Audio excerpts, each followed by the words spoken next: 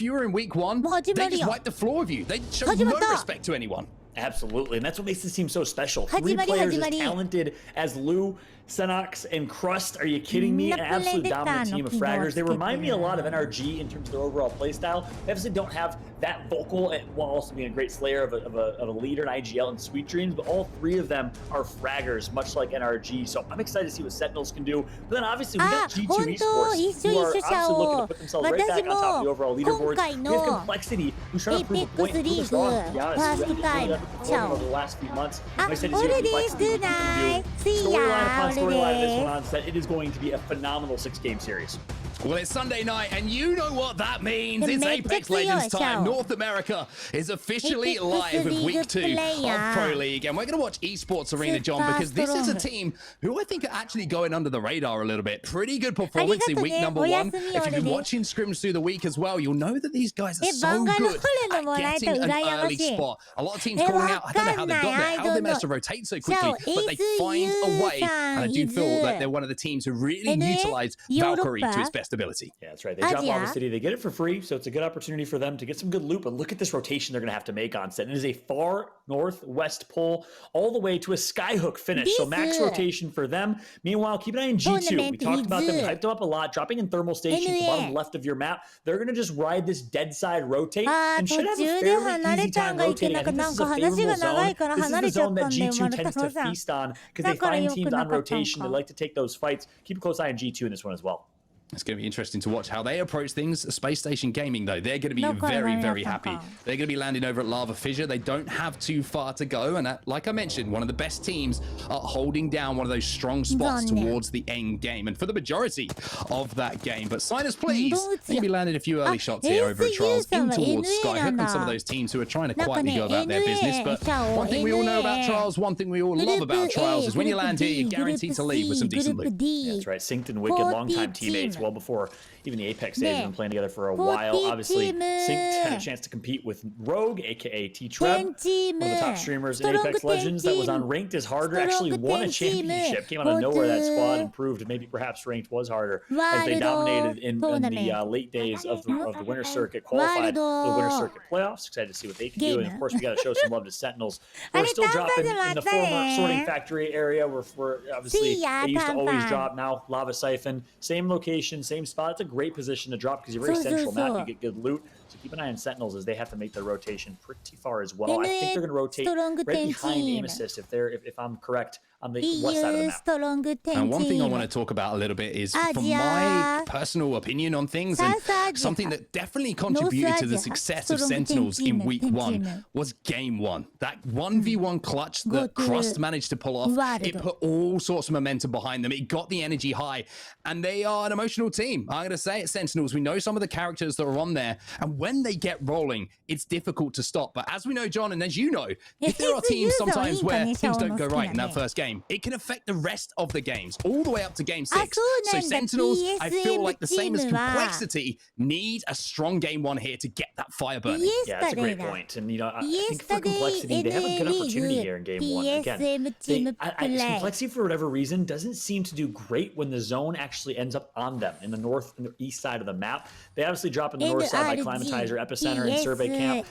But the fact that the zone is pulling a little bit west of them means that they can try and farm a couple of the teams coming from Fragment West. They can take a fight over in Skyhook. This is a semi-favorable zone for Complexity, one that they like to play and fight as a ring team or an edge team. So I agree with you, because Complexity is the one team that needs to have a big game, and this is a good opportunity to do that.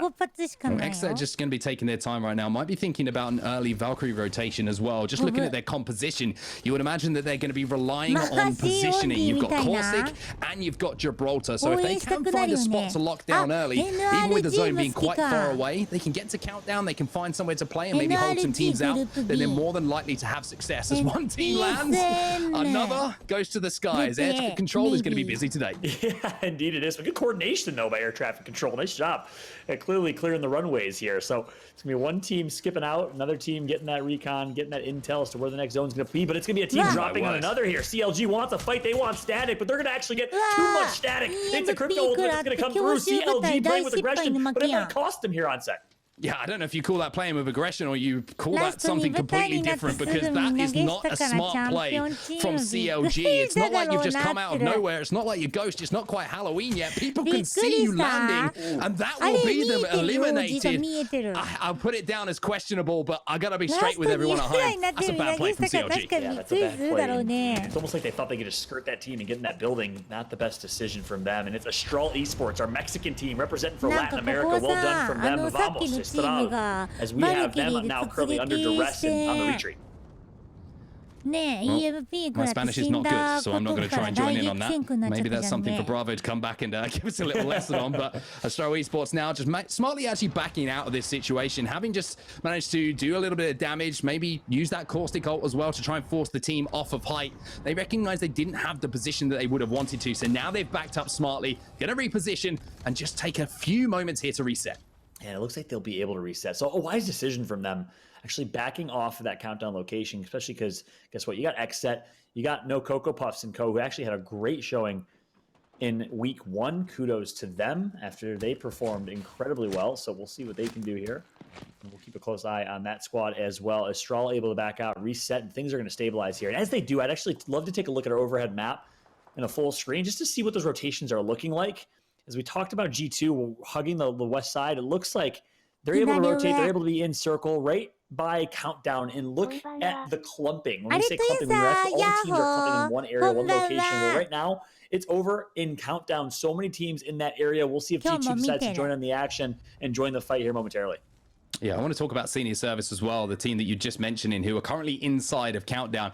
They had some real technical issues last week, and they managed to pull through and actually put up a decent amount of points towards the end. They were having problems in game, problems with communication with a Discord. It was all everything. You know, Noko was saying, honestly, it really tested our mental game. But sometimes being tested in your mental game is important because it means that when things start to go right and also when things go wrong, you can bounce back, you can find a way to recover. And that's exactly what they did. But now Sentinels up on top of this central structure inside Epicenter. No surprise to see them playing Edge again. And Edge comps, I think, have been something which is, like I mentioned earlier in EMEA, I've been having a lot more success here, John, when we've had the influx of Valkyrie teams. Still runs blood off. It's been all types of excited, but Complexity finds himself in the fight right now. Yeah, they certainly do. Reptar is in all sorts of problems here. He's missing a couple of shots as well. It's a 2v2. As Shiny has managed to take the time at least to get that battery off. He's going to go for the res as well. Interesting to see if he has a gold bag or if Monsoon's just going to be back with a slither of health. It is going to be that slither. The missile swarm comes in and Complexity are getting out of dodge. They are out there. Yeah, they do not want this fight. They're in a disadvantage. No wise decision. All three of them on the same exact page. That's one thing you got to say about Complexity. One of the most well-coordinated teams. Their comms are on point. If possible, I would love to, if we could, jump into a listen and we'll see if we can get that action for y'all because Complexity's backs are against the wall. Meanwhile, we do have Bad Boys on screen right now. Force promos and co. As we jump back over with Complexity. Looks like they're going to re-enter the fight here. They want static on set. Hey, Monsoon said it. If you're on my screen, you're going to die. And that looks like he is living and dying by that motto as he tries to find where this team has escaped to. They've got inside of that house right now. Reptar trying to move up with Shiny, and if they're smart here, Complexity, and they manage to formulate this push, they might be able to actually pincer this team inside. Yeah, interesting though, deciding to back up a little bit. I'd love to jump into the minds and the comms of Complexity. We do have that listening ready. One's cracked. Valkyrie's hit 40 flesh.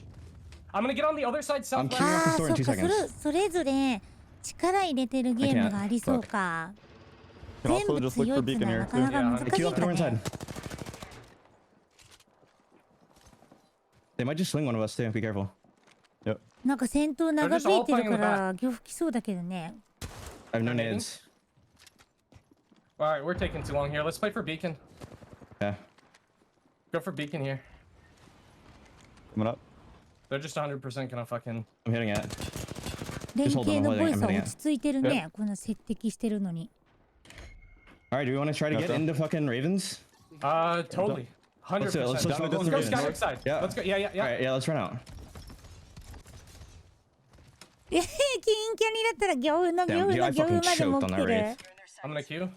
Yep. ここはお互いのために戦い合わず引いたね。エリアだけ読んでうまいこと。ねえねえ、ビーコンしに来たら中入ってたんだろうね。We might be taking too long on Ravens too. Anyone in front of us? No. 大丈夫か。I think there's only gonna be one team playing Ravens. I got light, some more light as well. I also have an ult XL. Still looking for an All-Star. Heard. More light here, Johnny? こうやってピックアップされてるチームはやっぱ注目のチームなんかな。オレゴンの風上にも置けない。 Sorry to jump in. I'm getting overexcited today. I'll be honest with you. I'm so excited for the action. I love the idea though. From complexity, again, that's twice we've been on board with them, and twice they've tried to push a team. I love the aggression, but also, like you said quite rightly, the willingness to disengage when they realize things aren't going their way. That's right. I do enjoy the aggression. That's one thing that I feel like has been missing from complexity's identity for some time. Is the finishing with that aggression, staying committed. A fear factor, right? Exactly. Fear factor. Exactly. Yeah, and that's another thing. Their team comp. Obviously, running Valkyrie instead of going for Bloodhound or Octane or more aggressive team comp. I feel like their identity, their DNA as a team, is just a high fragging team, kind of like a Sentinels. And instead, they've opted for a little too smart, too cheeky of a team composition. And play style, they sometimes overthink things a little bit. I like to see them just get a little more loose sometimes. Well, one thing that might actually help out complexity with recent changes to comps, etc., is how Bloodhound has fallen out of favor with quite a few teams. So they will be able to be a little bit more sneaky. Bad Boys, though, who are still inside of this building for now. They're down to 2. However, they should be able to get Force Swap back to his feet as the Gibby will use the dome, use the defensive bombardment to force the team down off of height, who are once again maybe looking to hit that beacon for 3rd zone. As Bad Boys now had to stabilize, and to be honest with you, they're pretty low on meds and pretty low on everything at the moment. Yeah, that's right. Bad Boys, same team that Complexity was just playing aggressive on. Can't catch a break, it seems like. Now with SXG just hunting them. It's like they're a trio of gazelles with lions just swarming as we have SXG nearby. SXG, talk about performing. They got 3rd place last week with 48 points. The first place finish in a 17-kill game. That was a record from their entire lobby last week. SXG can frag. Yeah, that was nuts, that game. It really was. And I love the extra bullets that went into a few death boxes right at the end of it. You know me, John. That's me, all over. A few extra bullets never hurt anyone, right? But SXG now, I don't know if they're just trying to hit this beacon or if they're just trying to pin this team in. If they do get the information that they haven't got many meds to work with and they get some damage done, that might be the signal to push it. That's right. Ooh, nice little cheeky wingman shot there. Connects for a second. Oh, that's going to be the initial. That's exactly what you need to push this here. Gibraltar's not going to have time to heal back up. Great finish. Great shots by Golden. And they're what I would have loved for Complexity to do. Finish what you started. Finish that fight. SXG shows that they are the aggressive team that's going to capitalize on an opportunity like that.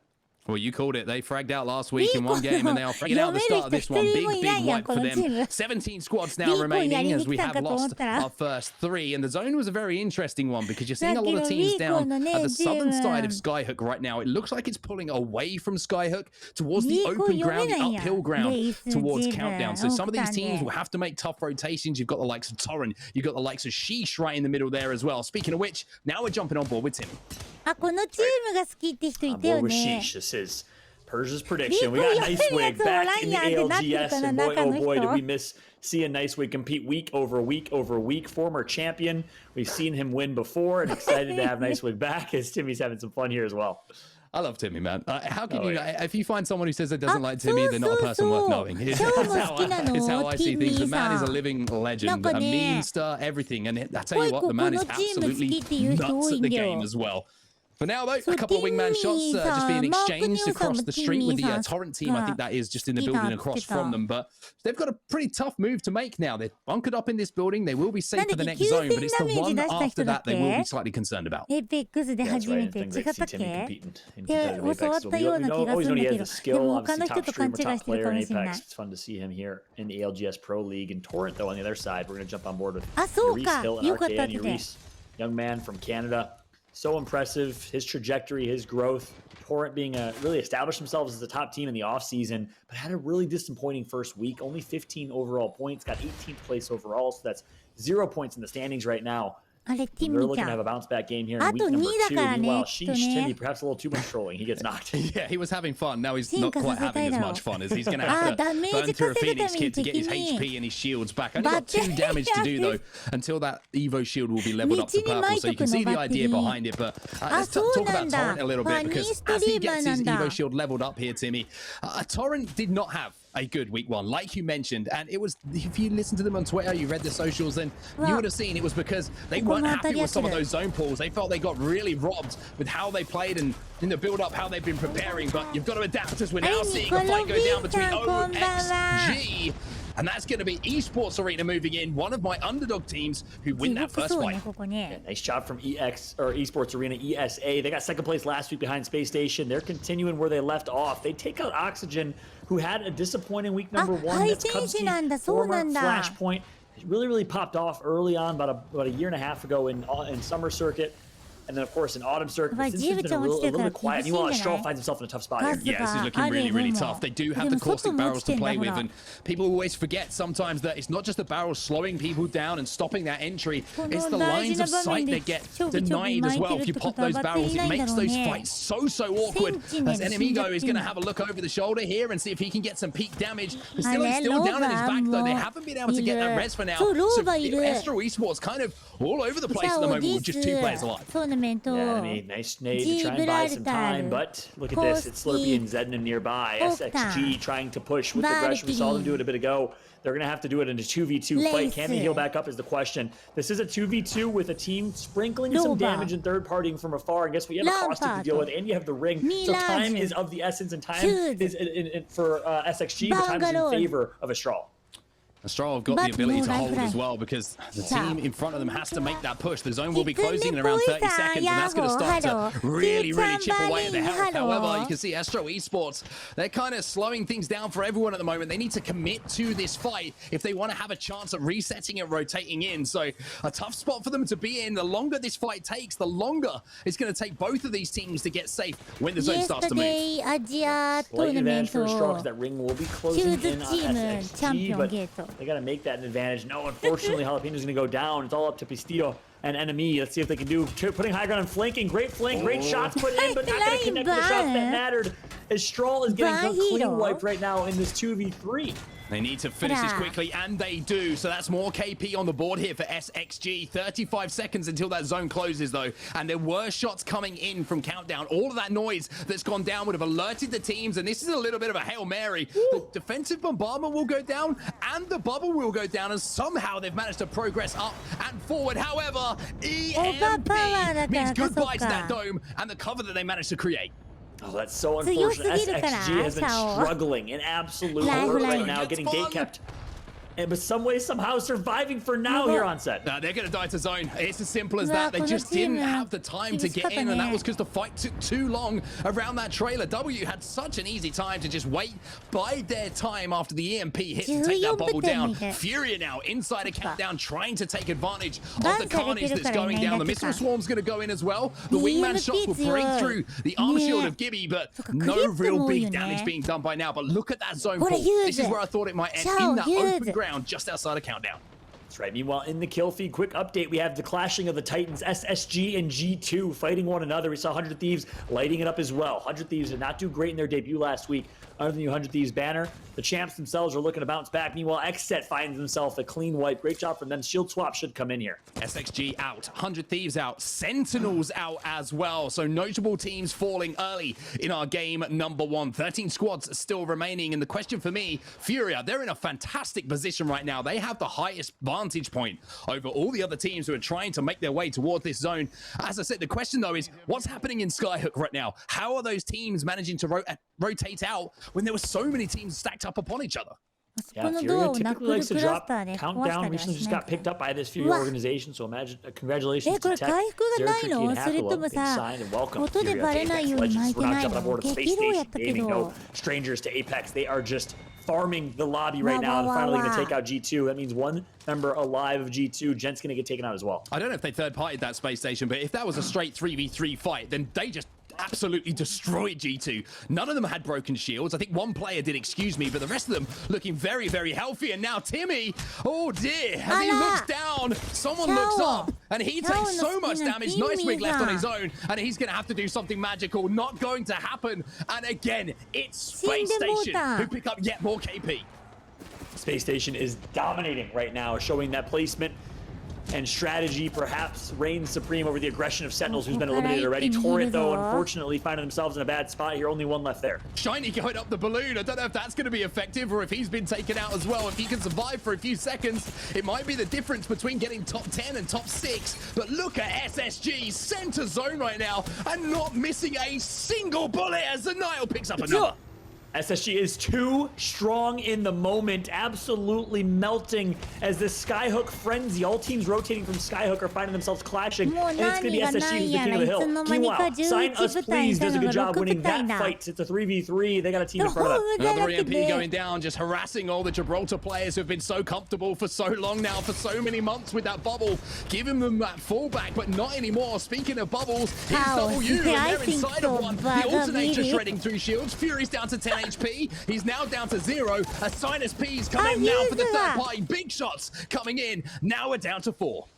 Yeah, it looks like Furia got taken out in that exchange as well. Sinus Please alive. Space Station Gaming alive and very well. Might be a Space Station Gaming start here. We'll see if they can close it out. They have Caustic and they have Valkyrie. We saw Zenile with some of the cheekiest Valkyrie plays in late game last week. What a brilliant play that was. We'll see what's up their sleeve here in this late game. But that Caustic ultimate is available and should be a big help. This is massive here for Space Station. They have perfect position. Take yourself out of the game for a second. Look at the map down. You have every other team on the countdown side. They're all going to have to take shots from each other if they want to rotate in towards where this zone is going. Space Station are just going to be looking out on the field. Not only are they in position to win the game, but they can pick up so many KP as well. Yeah, that's right. So they have to fight each other from countdown, all three teams. And Space Station is also just going to have a chance to rain down fire. They can get on top of that rock, have a nice little vantage point, head glitch a little bit from that rock on the rotation, and kind of gatekeep the rest of the teams as they're going to be entering and trying to collapse on this circle. We got a stacker in this late game. One team low ground, couple teams high ground. X-Set here find themselves in a decent position, but I prefer to be the high ground team right now. I think Sinus Please has a slight upper hand. Space Station certainly has the win condition. They certainly do. Now X-Set trying to make their move. However, the defensive bombardment's going to slow things down. They do pick up a couple of kills though, and it's going to be the last player, Noko, who goes down. And now that'll be down to our final 3. Space Station just have to show trigger discipline here, and they have to hit their shots, and they should be in position to win this game. Frex is taken down to very low shields though, and now Space Station are starting to get focused, but what a bubble that is. The timing on that bubble means they'll be able to reset where the other teams will fight. Dropped, now moves in. The caustic gas is down from X-Set as well. As we still have 3 squads remaining, it's all up to Space Station now to move in and clean up these final pieces. That's right, on board with Dropped right now. Space Station's played this near perfect so far, but they got to close out this 3v3. Frex doing a good job popping some barrels and keeping his team alive for now. Had to pop that ultimate already. 3v3 still pretty even here as X-Set's going to get eliminated. And it looks like Space Station should be able to clean up. Frex with a swing though, he's going to pick up 1. That's a great knock. And SSG just doing what Space Station Gaming are becoming synonymous with. And that is winning games of Apex. Game number 1 goes to Space Station. Brilliant play. And I want to start by speaking to how Space Station played on the earliest part of that last zone. They had an opportunity to really fire off on every team. He said one word. He said trigger discipline. They had more than just trigger discipline. They had a head glitch discipline. As you saw them not get overzealous in trying to take advantage of those peaks, because I think he would have gotten knocked on the top of that hill. So instead, they back out, they retreat, they play the Gibraltar utility and abilities to perfection. The dome shield comes in, the defensive bombardment comes in to buy them some time to heal back up. They let the other teams fight each other and then re-enter that fight to clean up. But ultimately, they had to clutch that 3v3. They had to hit their shots, and they did. Space Station played that near perfect. It shows how little room for error there is in endgame, and that was a perfect example of it there from Space Station. That Gibraltar bubble is 0.1 seconds later. Someone goes down. It is a totally different situation for Space Station, but they didn't. They got the timing absolutely right, and look at that for a game 1. 13 kills as well as the win. 25 points on the board. That is massive. Space Station continues right where they left off. A crazy performance, and goes to show a Wraithless team comp certainly cannot be ignored. North America leading the way and maybe evolving the meta a little bit. We didn't see a whole lot of that in EMEA, but Space Station does it to near perfection with the Valkyrie, Caustic, and Gibraltar team comp. Sinus Please in second as well. Very good game from them. Look at the kills almost equaling Space Station. X-Set with 3rd. Senior Service managing to scrape into 4th, but no KP along the way for them. So maybe not the points tally that they would have wanted. However, they did get those placements on the board. This is the lineup though. I mean, damage across the board, great assist, and Frex, 8 kills for him. Big performance from the Space Station man. Massive performance from the IGL. This team got あ、 dropped バ from ルキリー NRG で about ウ a ェ year トン ago. で Felt 最 like 後 he was に still good enough to IGL that squad. So he said, you know what, I'm gonna form my own team. Picks up Zanile あ and れ then か、バ recently ル picks キ up リーウェ dropped. トンで Look 最 at 後 the に look 上 at the か support ら on the damage done from drop EVA lane ビヨンっ Gibraltar to て perfection. You や shouldn't っ be て getting all the 決 kills め in た the role 人 as がこ Gibraltar. You の should be doing damage, supporting your team. And of course, playing utility. He plays that role so incredibly well. I'm beyond impressed な by る the ほど、かっ Space こ Station いい squad. ね、 In シャ my オ。 opinion, completely ほ redefining meta. ら、 Because look what it ド ン does. When キ you don't ー have ギ Wraith ャ on ン your グ、 team, オ you ラ、 have コ the メ ability ス to pick タ up a second ナイス caustic チュー in ミーチ addition to a ュー。 Gibraltar who has so much utility and can go so big. I love what I'm seeing on a Space Station right now. Well, no surprise to see the overall leaderboards looks exactly the same after our game one due to the points that have been accrued. Looking across though, CLG, I think they will never want to see that game again from the play that they made right at the start. But the real surprise for me, I mentioned this right at the start of game one, John. Sentinels, momentum, going out with 0 points on the board, losing your first team fight. We'll have to keep our eyes on them as we roll through the games. And I'm gonna have to eat my words. Too soon to eat my words. I'm sticking with my prediction for now, but we didn't see what happened to them. They got taken out early. One of the first teams eliminated from that one. Not sure exactly what happened on their rotation from Lava Siphon, so we'll see if they can bounce back and have a better game two. Well, it's time for us to jump into a break now. Game one was a banger. Game two, I can only imagine is going to be just as good. We'll see you in just a few. 来る来る来る。インブースターかな、シャオ。お。 You have any nades? I knocked one right. I knocked one right. No. I'm beam on the left. Beam on the left. I'm mech フェ hitting. ニ I'm ック full ス mech キッ hitting. ト間に合って回復も This 間 guy's に合っ right. Look て right. Point right. Oh. Alright. I'm on the rock. I'm batting. They're playing on knockdown shield. I'm batting. Hey, bubble left. Yeah. ガスが遮蔽になるっつうのもなかなか We should さ play for second. We should play for second. なかなかよね。 Oh, うまいとガス遮蔽にするよね。うまかったね。ドンドンドン。トリプルテイクってる最後。 the official energy drink of the Apex Legends Global Series. うわー。ナイスワンゲーム目。何あなたはプロゲーム。キツネボーイ。No, I'm normal gamer。おトイレ行ってこよう、今のうちに。行ってきまーす。あれ、ねのいさん。ハロー。そうに、I go to restroom。My daily routine that helps me improve my mental health is working out. I have a cat, I have a dog, love spending time with them. Sleep has been the most transformative thing for me, and it is so helpful. I take the time to do like meditation and stuff like that. Practice makes perfect into kind of breaking bad habits and building good ones. I promote. Yo promuevo y practico la salud mental positiva.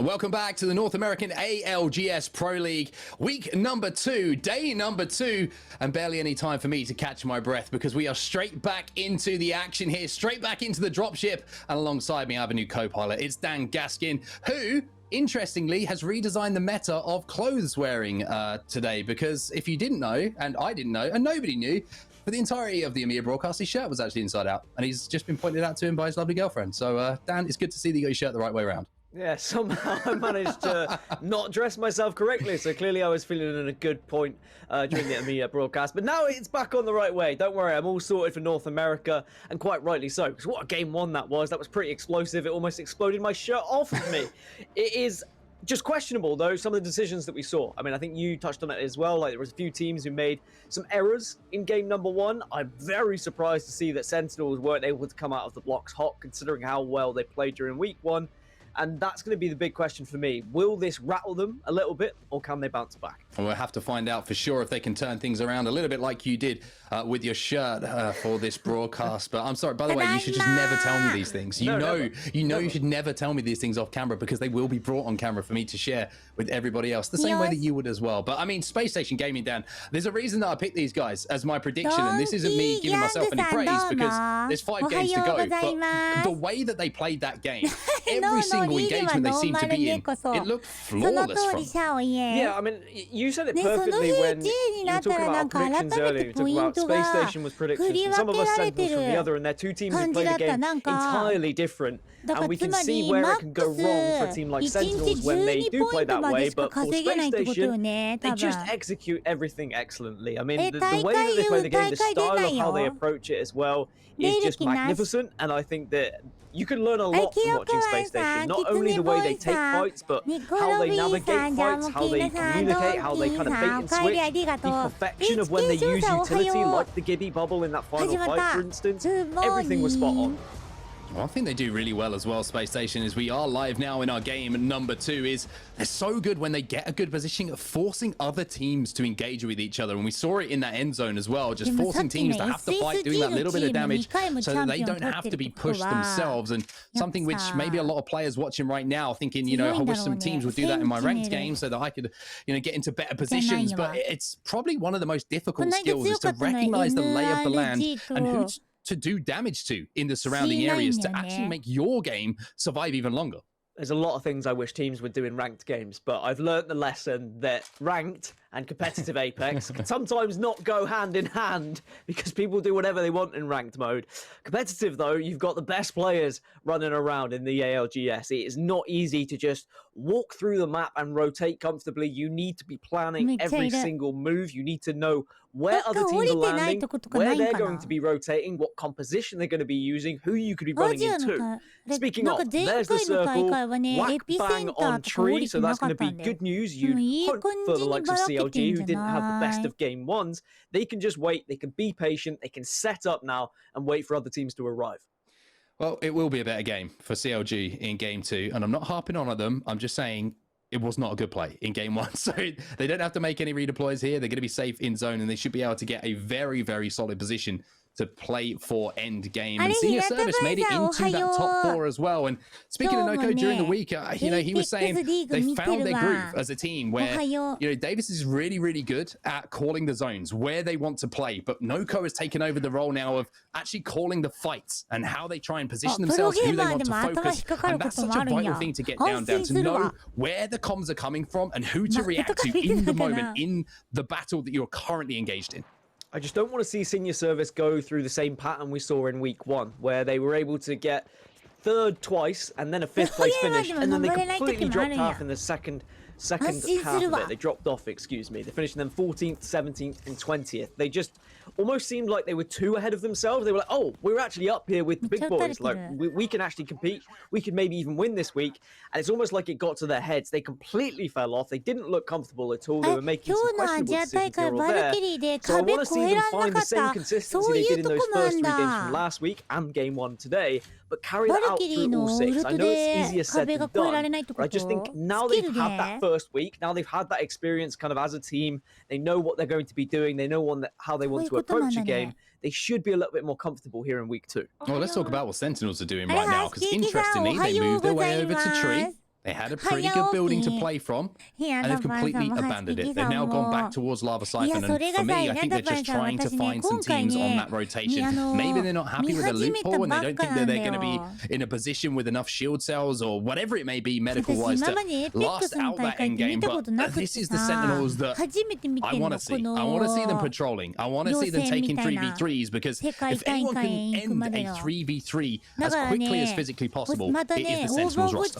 Well, I mean, if you watched them last week, you know full well that Sentinels just ran at everyone. Eventually, they became so confident in their gunplay, they decided they didn't really care about thinking about zone straight away. Instead, they were just going for kills. Speaking of, SXG having a look now to see whether they can pick up a few frags here. On the other side of things is Complexity. Looks like Complexity don't really fancy taking this fight right now. Yeah, Complexity tried to show quite a lot of presence in the last game, but just didn't get the KP on the board. Couldn't quite execute in the way that they would have wanted to. Monsoon's a little bit split from his team here, maybe taking a little bit of a different route up the hill to rejoin his two teammates a little bit further along the line. But SXG, speaking of aggression, these two teams really did turn it on in the first game. I mean, this lineup in particular, lots of kills to speak of, maybe not getting towards that end game quite as deep as they would have wanted, but Sentinels now, they're looking to put right the wrongs of game number one. Bubble goes down, and it looks like a bubble fight is going to occur. How can you manage to push this one? Are you going to get the kill? Senox goes down, so it's a 2 versus 2 now in this situation. Lou's got to clutch up as the Gibby, but we'll back off, we'll shield up. Yeah, he's got to be careful of the third party though. This team's looking from tree, and the lines of sight aren't good here for Sentinels. And Lou, oh, you're on your own, and there's another team approaching from the height. He's going to use that defensive bombardment to try and hold it off, but 2 games in a row, Sentinels fall inside of the first 2 teams down. Not good whatsoever if you're a Sentinels fan. And who did they go down to? A team I've been wanting to say for ages. Sheesh. Yes, that's the one I've been able to finally do. I was so jealous I didn't get to cast them last week. But here they are. They managed to pick up the kills. It's easy frags in the end. Sentinels were weak. It was a fight that maybe Sentinels thought they'd be able to take and quickly get out of, but it lasted a little bit too long. And again, Sentinels going out in 19th position. This is not the Sentinels we expected to see. Well, let's talk about this rotation coming in now from Furia. We know that Tech likes to analyze the game at, you know, the most intricate kind of levels. And let's take a second just to remind ourselves where the zone is. We're down a tree. And at the moment, they're at the complete opposite end of the map. They are moving their way across at the moment towards Climatizer and taking a very, very different look at things here. So Furia obviously with a plan, and look at the comp as well. Fuse involved once more. We saw it in EMEA, now it's moved over to NA. Yeah, Fuse is one of those legends that really can spice things up when it comes not just to the end game, but just fights in general. But it does look like SXG are very much looking to try and make a rotation through right direct slap bang in the middle as well. A lot of different ways to rotate through this map, and a lot of different ways to try and get down to the bottom towards tree. And again, it's about knowledge. It's about studying other teams, watching other streams, and recognizing who's going to be where at what points. You'll hear it in communication sometimes when we go into listenings. People will say like, oh, X team is going to be here around this time in the game, we should potentially avoid that, or we might be able to ambush Y team here because they're going to be pushing in this zone. And it really is amazing the kind of strategy and the awareness that comes from teams just from doing research. Well, look at Astral Esports right now. They've managed to take control of arguably the best building to be holding right now, right deep into the zone. We've seen a lot of end zones around this particular buildings with teams having to force their way uphill from a little bit further outside of tree. So they're going to feel very comfortable right now. I want to see where CLG are, though, what position they've decided to take up, because as we know, they do drop over at tree and should, in my opinion, probably be in the position that Astral Esports find themselves in now. And as expected, we're seeing a few more cryptos crop up here or there, definitely more so than week one. There was only a 3% pick rate of crypto throughout the entirety of both days in NA, but we saw it change yesterday. We saw a couple of teams try it out. We know that it's very effective if you play it correctly, but I'm also appreciating a lot of teams sticking with what they know, the tried and tested composition that they are more comfortable on. That's why we're seeing maybe not necessarily a crypto there, but plenty of core sticks, we've got plenty of Valkyries as well. And it's about what you put with that. Of course, Gibby is going to be there 99% of the time, so you imagine most compositions going to feature him. But for the most part, I think everyone looks pretty comfortable with what they're playing. Well, let's see what Astral Esports have to say right now. There's a continuing battle, a little bit of poke damage being done from this window. Let's see what the comms are like. Tengo 3 cells.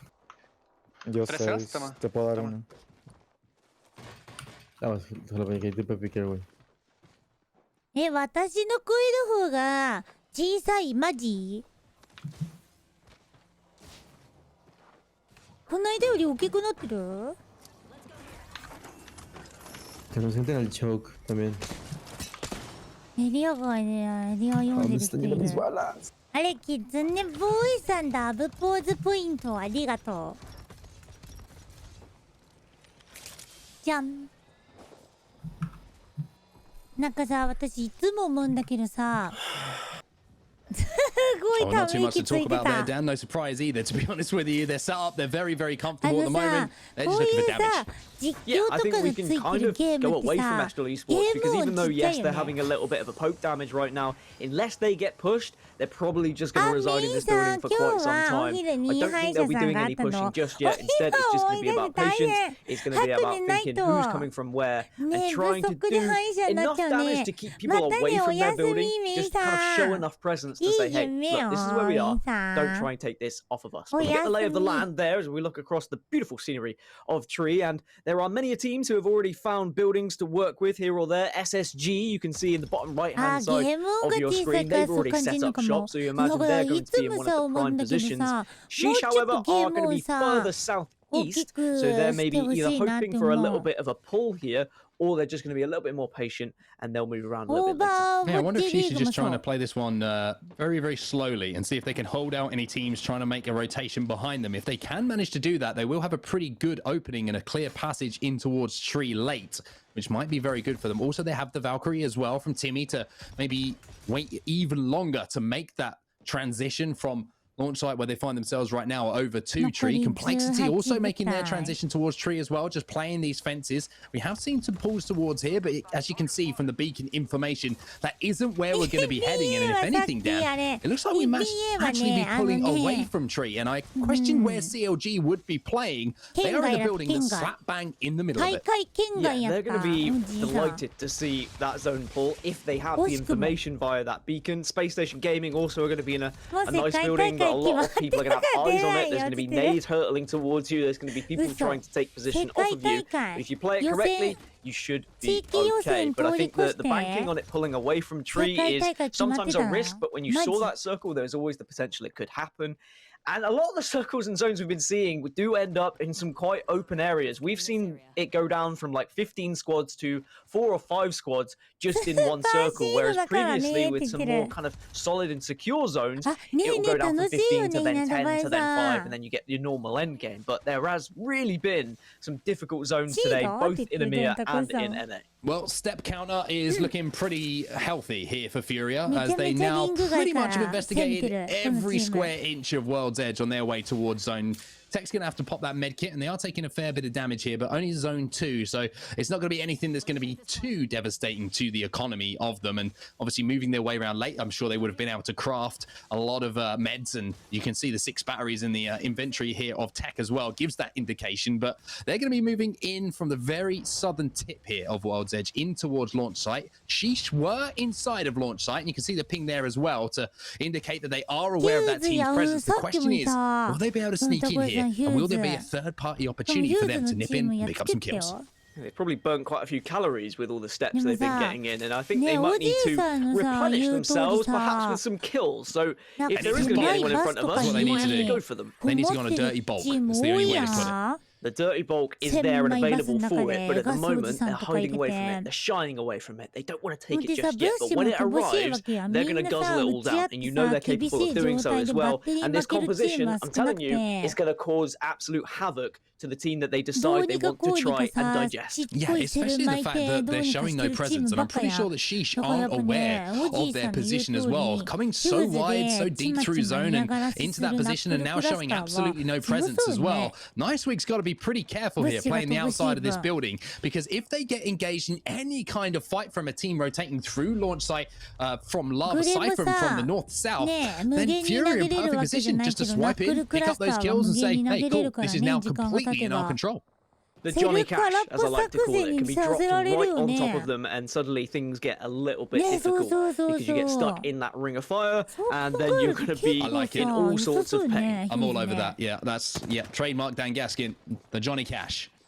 get Johnny cashed. I think it's definitely a thing that could catch on. We'll try and get the pro community to get on board with it as well. But she's still having a little scout around, still unaware of what's going to be happening behind them. But in 50 seconds, this ring is going to be closing. Here we go. They're going to be feeling comfortable for now. They're going to be feeling comfortable for now, but that team being behind them in launch site is bad news, because not only is it bad news in the fact that that team might try and force a fight as the zone closes in behind them, but also because Furia, who aren't showing presence, remember, and are safe in that next zone, are waiting to pounce at any moment. Here's a reminder of who's currently still alive in the lobby. We've lost Esports Arena, we've lost Sentinels, and we've lost OXG. So 3 teams fallen, 17 squads remaining now, as Nicewig's going to hit some decent shots there from range with the 301. So elsewhere, most teams are going to be either maneuvering their way from tree and trying to find certain areas. Elsewhere, as Senior Service, we were speaking about them at the start of this game, they are in some trouble, and actually that trouble has gone very bad. Sinus, please, just about clutching up, managed to get the wipe,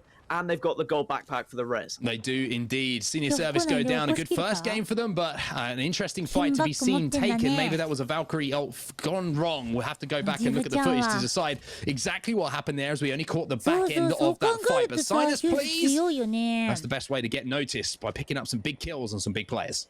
Yeah, if you get enough kills and if you shout it loud enough, it might happen. It might come into possibility. G2, a team that certainly need to show themselves this week, need to come up with some big points, are looking like they might have to take a fight here as they rotate in late. They are going to be on the outside of this building, but there is a team already holding it, of course. We know that is going to be a difficult fight for them to take if it occurs, but look on the other side. There's another team waiting there as well. So one fight very easily could explode into like 3 or 4 as we go into this next zone. Yeah, G2 got to be very careful with their angles here, because if they show themselves, they're going to lose a player. It's as simple as that. There's multiple teams aware of their positioning, and there's not too much to play as far as cover and escape plan for them at the moment. So G2 don't have the portal to get out at the moment, and you've just seen it being used by Gentifying to get them into this position safe for now. And you can see that Astral Esports just having a little poke outside of that window to see what's going on. And here's the fight we were waiting for. Nicewig was caught out by Furia. They pick up the first one, and now you can see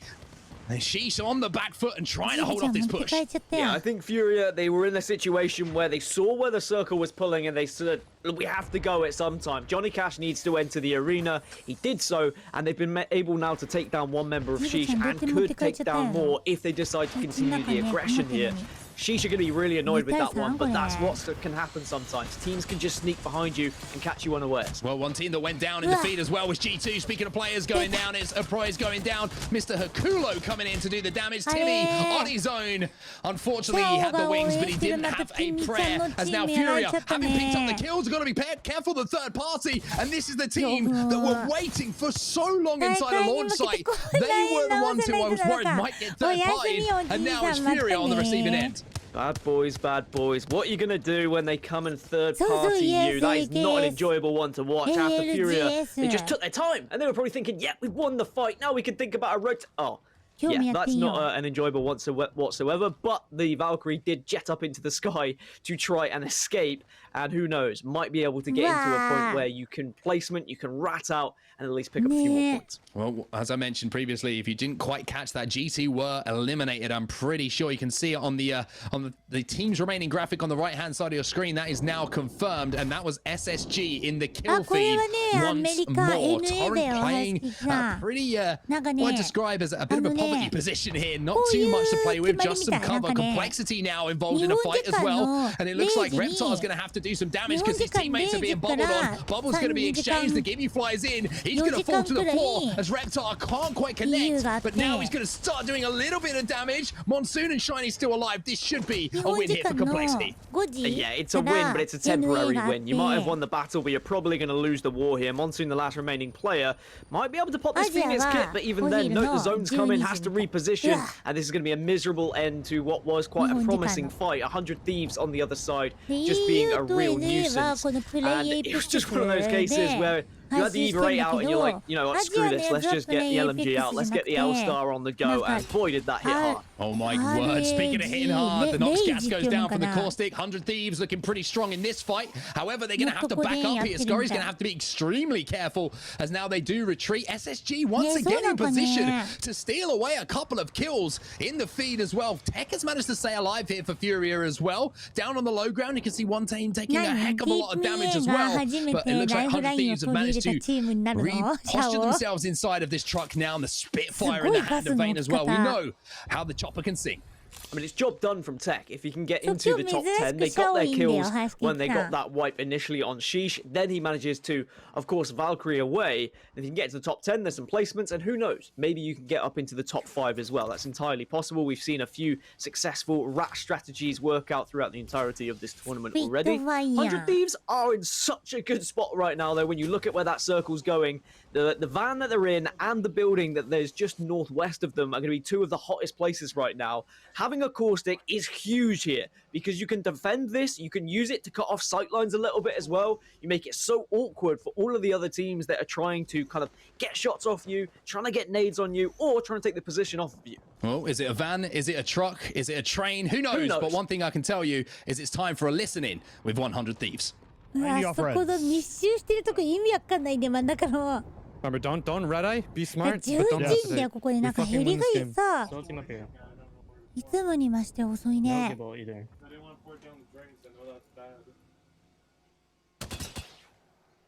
Don't lose focus of your main targets. I'm hard looking up here. That team is far. We should let that team leave. We should let this team go up. We should let them. Then we can look down. The Wraith is fucked. She's weak. She's weak. She's weak. Gibby's almost cracked too. 何その一人の人。Belt flash. Gibby's one. フーリアの研究さん。Do it now. なんかいたぞ。 Watch the store. I don't see anything. I don't see anything. We should look back here now. We should probably look back here. Yeah, we gotta look at these pipe team. Look at the pipe team. Yep.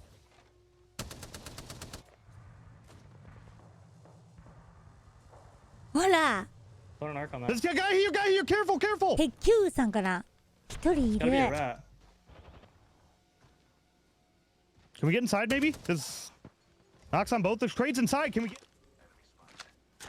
We were listening to 100 Thieves there, Dan, but somehow Furia still have Tech alive, and he is a problem now for Vayne and 100 Thieves. He's just gone down, so finishing in 4th place. So that is a really impressive rat strategy. It's worked out for them. Now we're down to 3, and 100 Thieves are slap bang in the middle of this zone. Similar to what we saw SSG try and do in the previous game. Just hold center, make sure you're all communicating, make sure you're watching every angle, do enough damage to make it difficult for teams to push you. 100 Thieves doing a lot of damage. The Spitfire starting to sing, starting to hit those high notes as Vayne now looks down on side of this building and he's just trying to see if he can see any signs of life in front of there. That's going to give the information. However, he's not going to be able to smash through that door quite yet, as there is that other team up on the high ground. So for 100 Thieves and for every single team that's still involved in this fight, Estro Esports being one of them, it's a game of patience now, Dan, trying to force one team into the other. Yeah, you've got a little bit of time to work with here. Everyone just kind of puffing their chests out at one another to say, actually, we've got the best spot. No, we've got the best spot. No, we're going to do more damage. And just by doing damage, you can at least push teams back. And if you get a knock, that's when it gets interesting. Oh, 100 Thieves, they're going to have to use the bubble now for that res. However, look at this. One team is going to be padding in. Sinus, please. Might have just decided it's time to go. Vayne manages to get one. Ommu manages to get one as well. And then Sinus, please, now find themselves down to one. Ommu managed to escape for now. However, he will fall. Vayne's still alive. He'll go back in after hitting the battery, but this just opens the door for Estro Esports to come in and surely finish things off. And that will be the win going to Estro. I think Sinus, please, they had to push out at some point, right? They recognized there was a vulnerability. They saw the bubble, they saw the knock, and they said, we're probably not getting out of this building alive. If we stay here, if this carries on being a stagnant fight, we finish in 3rd place. We've got a chance to finish in 2nd place at a very minimum here if we try and push this other team. I'm not sure though if they even did finish in second. I didn't see who actually went down first because Estral just mopped both teams up at the same time. But Estral will be delighted to see that kind of octane soaring across the mountain there to give them the advantage in the fight. But it was the knock from Estral that initiated it all. It was 100 Thieves who managed to get second place in the end. So the Sinus Please push didn't work out for them. But still, a lot of points between those top three teams. Well, as I say, any language outside of English is very poor, but I will say Vamo to Astro Esports, a fantastic performance from them, taking home first place, 20 points on the boards. Furia though, Tech with the rat strategies that we know and we love, getting him into fourth place. 3 kills on the board for them. We saw those kills go down as well, and a much better performance in that game number 2 from CLG as well. Also, shout out Furia. I mean, what a rat that was from Tech, and just, I mean, the way they played that game in general was quite strange when you look at it. It was very strategical, though. They rotated very late. They went through the red. They got their steps in on their pedometer, as you said, and then they just kind of held, and they were silent. They waited. They got their kills. Unfortunately, third party came in, but they did valve away, and they managed to survive. But it was Estral Esports who come out on top in the end. A decent amount of damage and well played in the final circle. Really good rotation from them as well. We saw them in that initial building up on the high ground, which we expect a lot of the tree zones to pull towards. However, they had to then transition across to the double dome building. They picked up some big kills there. I'm pretty sure a couple of those kills went down to onto G2 on the outside of the building too. And then just timing their push at the end absolutely perfectly. It wasn't difficult at the end game for them. We might kind of put that into perspective. It was an opening given to them, but it's one thing to have the opening, and it's a completely different one to take it down. It was given to them, but they also kind of created it by getting the knock in the first place and forcing the other teams to actually make a decision. And Sinus Please, they will carry on being first place. So despite the push at the end that found them in third rather than being able to take top 2, they're still on first place with 39 points. Space Station will drop down. They'll be in second, and then Exet followed by Estral, who take a mammoth leap. 9 places up to 22, and 100 Thieves also pushing themselves into the top 5. Concerns though for the likes of Sentinels and Complexity. 2 games gone, of course. We still have 4 to go and a long way to go as well. But G2 as well, down in 16th, Dan. After week 1, the same could be said for Torrent. It's time for some big games from them. Yeah, there's a few teams here now who are probably going to start to get a little bit nervous because it's not just 2 games in, it's technically 8 games in without finding that kind of footing. That expectation is going to be on the shoulders, not just from fans, not just from your teammates, but also the organisation as well. So we need to see things being picked up for a few here going into game number 3. Well, it's time for us to take a break because game number 2 is done. Game number 3 is just around the corner, but game number 2, that belonged to Astro Esports. 左から多分1、2、3、4、5、6、7、8、9、10、11、12で振り分けられて ABCD 決めてんじゃない多分。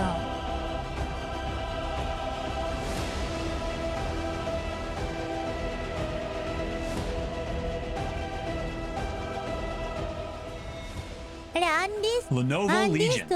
Gaming PCs that are stylish on the outside and savage on the inside. Official PC and monitor of the Apex Legends Global Series. A の1、そう。と B の1、C の1、D の1が多分1、2、3、4なんじゃない？違うかな？自信ないんだけど。今のが2戦目大柄賞。あと4戦だよ。あと4戦。1試合目は前回も勝った前回もチャンピオン取ってたチームが1試合目はチャンピオン取ってたこれ今1位のチームスペースステーションゲーミング SSG さん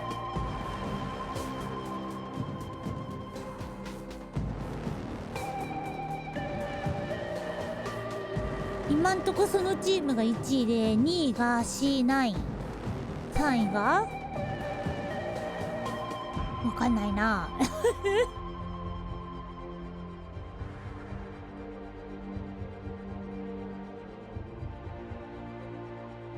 この中でね10チームしか行けないからね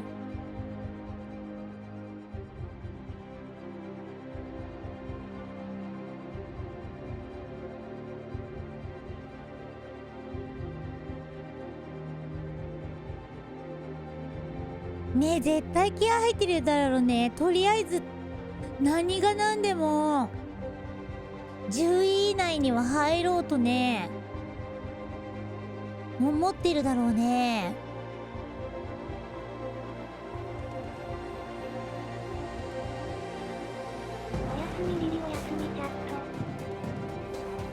っていうかさ、このさハイレベルな中でキルレが 1.5 ってやばくない？あ、アベレージキルだからキルレじゃないんか。この人知ってるの？でも TSM って書いてあるね。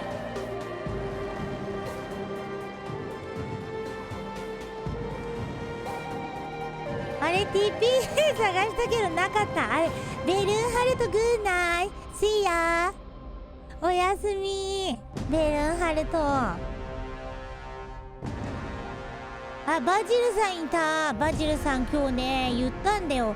今日ねハッピーちゃんがねリリマルさん最近いいことありましたかって言うからさ、私の最近のいいことを言ってハッピーちゃんに最近いいことあったって聞き返したらさ、なんか彼女と別れそうっつって。でもなんかなんかちょっと彼女と別れそうやけど、でもなんかそれでいいかなって思ってるぐらいに言ってるから、バジルさんのこと考えてって言っといた。ねえバジルさんって言ったけど、その時バジルさんいなかった。Welcome back, everybody, to the ALGS Pro League. 2 games done, 4 to go, and I'm Fallout joined alongside Gaskin as we gear up and get ready for game number 3. But Mexico showing up big time in game 2, Dan. Yeah, and you sound way better saying Mexico than I do. I don't even try and put the accent on it. I just sound stupid when I do, John. So I'll just say that S10 Esports were fantastic in that game. It opened up for them at the end, but the fact they got to that end circle, the way they rotated, very successful, and they will be delighted now to put those points on the board and push their way up in the leaderboards. But it's still sign us, please. We're in first place overall right now. Yeah, consistency is key, right? Sign us, please. Back-to-back top 3 finishes for them. They're looking very solid right now, and if they can continue that consistency, they'll find themselves in a good spot. そんな話もそんな話してたらさ、ププちゃんがなんか意味ありげにそうだよね、いろいろあるよねみたいに言い出してププちゃんが、ププちゃんもなんか悩んでるかもしれない。I think that Sentinels don't have as much freedom as they did last week. I don't know whether that's people watching week 1 and adjusting their play styles, whether it's the meta developing ever so slightly from week 1 to 2 with more cryptos turning up here or there and more teams playing edge. Sentinels don't seem to be able to have as much success just running at other teams playing those third parties themselves because they're getting third party when they enter those fights. So it's a very difficult line to try and balance yourselves on. おじいさんはあれなんだってよ。今の奥さんと昨日おじいさん子供っちの運動会行って午前中だけ運動会で運動会やってお昼ラーメン食べてその後ラッセン見に行ったらしいんだけど、そんなおじいさんの素敵なご家族の奥さん、おじいさんと奥さんが出会ったのは行きつけの居酒屋なんだって。でそこの行きつけの居酒屋でハロウィンパーティーとかして。Yeah, if Sentinels get going here, then this could mean bad news for the rest of the lobby because Sentinels, they picked up 90 plus points or whatever it was, 70 plus points. I can't remember, it was that many points now, it was too many for me to even calculate. Yeah, it was just stupid amount of points. They've only just had 2 bad games, right? They could quite easily just have blasted through these next 4 and suddenly find themselves in first place. So other teams need to be well aware of that. But it's whether there's going to be a little bit of doubt in the camp of Sentinels because they haven't been able to find that success, because they're not bouncing off of wins, because they're not bouncing off of kills. Questions start to be asked, maybe arguments start to happen as well between teammates. I'd love to see them bounce back in game 3 here. We'll have to see what happens. And then, guess what's this team's name? I can't really remember. How do you say it? My man. Yeah, he gave it to me. Thank you. I appreciate it. I gotta set you up for that one. We got aboard with the one and only Nice Wig. a prize in Timmy. Excited to see them. Obviously, they're rotating through over on their side of the map. Meanwhile, look at the top left of your screen. You see Torrent, and you do see Sinus Please. So impressive for Sinus Please to be doing so well. It's the first game they had the ring end up exactly where they wanted. This is going to be a far rotation for them all the way down to Lava Siphon. And I think this ring is going to pull even further southeast.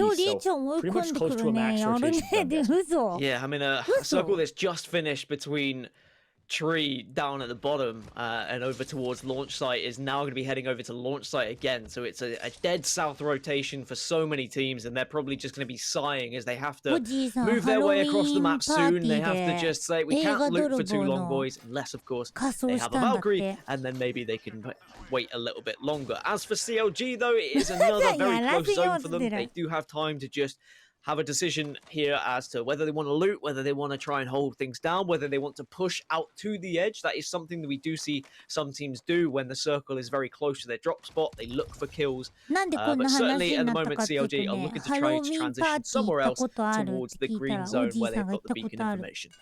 That's right, CLG, Counterlogic Gaming Organization, with such a significant history in Apex Legends. They signed the original roster of Madness, Noko, その時にはもう奥さんはオソがひどくて本当は映画泥棒と映画ピーポーピーポー2人でやるはずだったんだけどオソがひどくてできなかったって言ってた。もうその頃にはできてた2人は。They drop on the the southeast side of the map over towards Lava City. They find themselves rotating and finding themselves in a pretty good spot here over towards Big Mob.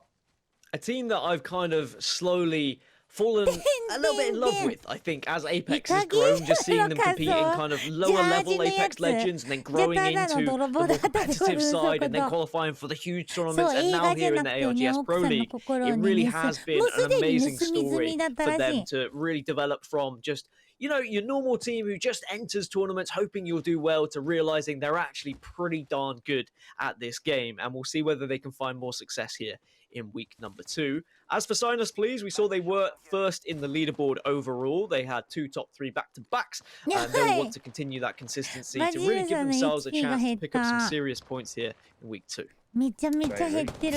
Good rotation from them. They're trying to work their way past Skyhook. They got all the loot that they wanted, sitting in a pretty good spot, but a team nearby, so they gotta be a little cautious. And it looks like nades are gonna be tossed. A little bit of a Hail Mary there. Is this team playing with a lot of aggression? Well, it's a fuse, so maybe it's Furia, because we know that we have seen Tech and the rest of the chaps with a very long rotation in the previous game. They managed to get the fuse off and they managed to pick up some kills against Sheesh in the previous, but then they were third party, but then they managed to rat out and still pick up some decent placements. But Sinus Please are not having any of it. They're retreating ever so slightly, repositioning and saying we don't need to be taking this fight, but if they do push us, let's at least make sure we've got the high ground so we have the advantage. Yeah, a little high ground double back here. We actually have a chance to jump into a listen and hear the comms of Sinus Please. Come. I have one already. All right, I'm 0808. Around launch over here. Yeah. I'm 112. Yeah. Yeah, I'm 39. Come up. Let's get out of this field. Yeah. Like, we're comfortable with hard edge. We don't know fuck. We can get allそう、the シンタさんがね、シンタさん家の家の庭にね、 thermal す or ごい tree も if の there's 作っ nobody てくれ tree, て but て、 if it pulls over there, そこで we're gonna ね、 get held 大 out 事 at the 件が起 choke. きて面白かった、 Like 昨日の We're 前 gonna get から held out の at the 一番 choke 初 for め。 sure. If anything, we can just play texting. Probably by じゃあもう G2, I 木名さ think んが G2 plays ね、 choke usually on this type of あ zone. のね、韓国感をイメージしたジャモキナ感を作ってくれてね、 They're not. そう、 Pretty sure they す are. ごかっ No, た。 they're not. 素 They 敵や played った、 yesterday. 見たんだよ、 Oh, そ did れ they? も。 Yeah. Oh, rip. We ballooned out? Not yet. I think you're trolling. I think Peachy's in here. Maybe. I don't think they are though.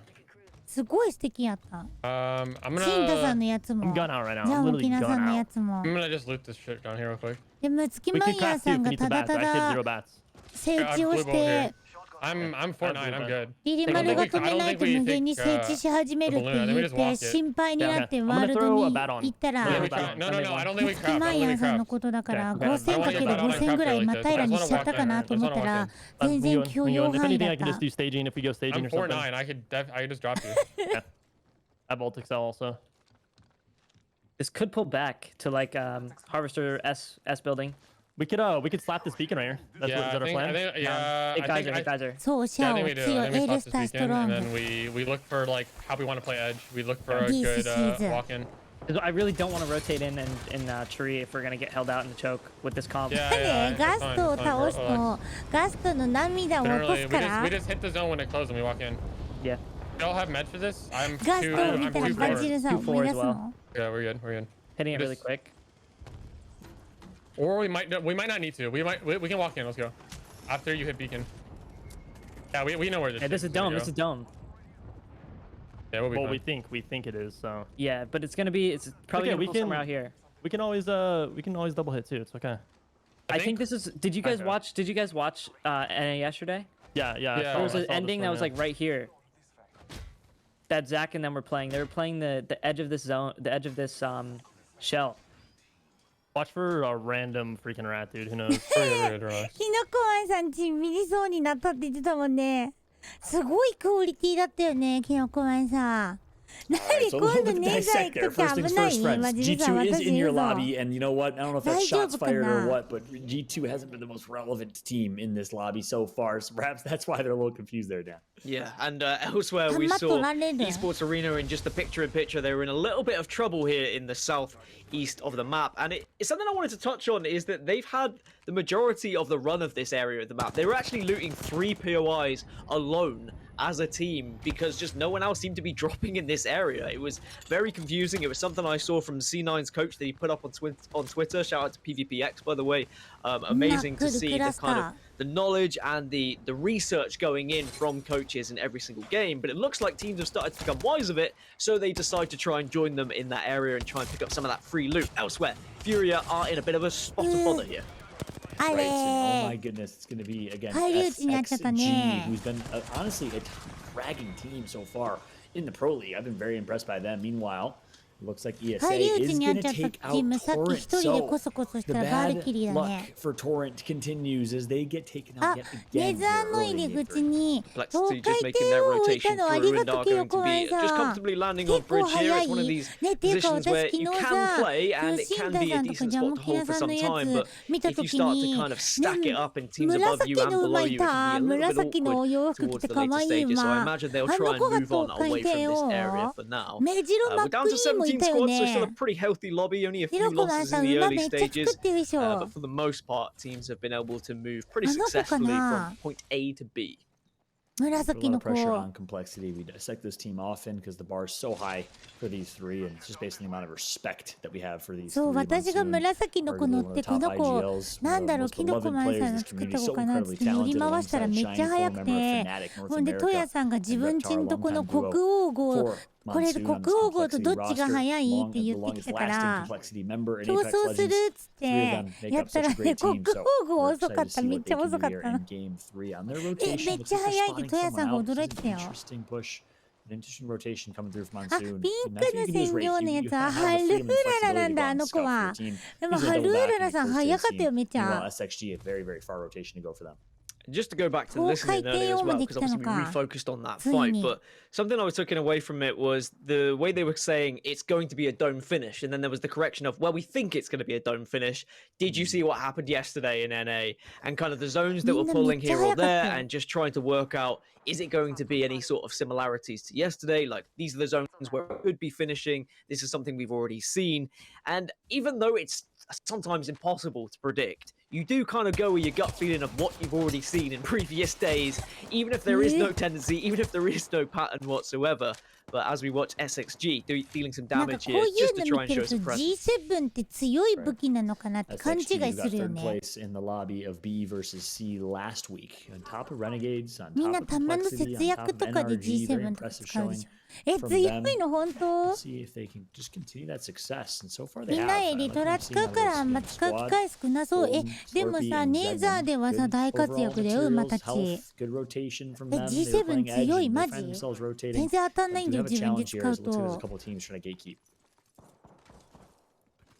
Yeah, a lot of teams just playing edge at the moment, and probably because they're assuming the kind of prime positions where you can play in this final circle have been taken, because it is a pretty tricky final circle to play if it is going to be that near dome, and if it's not near dome, it's going to be even more open area, it's going to be even more difficult. But here comes SXG, they want to take this fight. That's right. And the defensive armor's going to come through from their opposing team, so the counter bubble's going to come through as well. We actually have a chance to listen in with SXG and hear their comms amidst the fury. I got my knock, bro. Get red. Crack the kid. Nice. Another team. The team back again. Armor slot. Get 出てきたら単発の武器使います。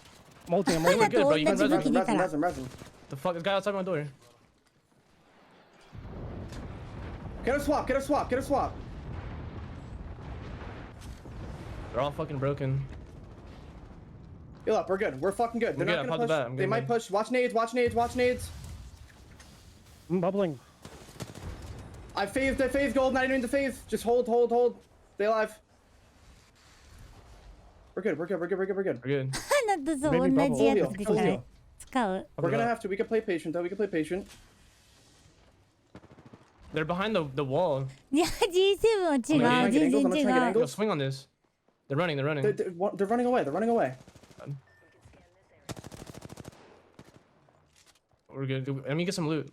Yeah, loot up. Take your fucking time, bro. We have hella time. We got hella fucking shit. Let's fucking go. Good shit. If alcohol did.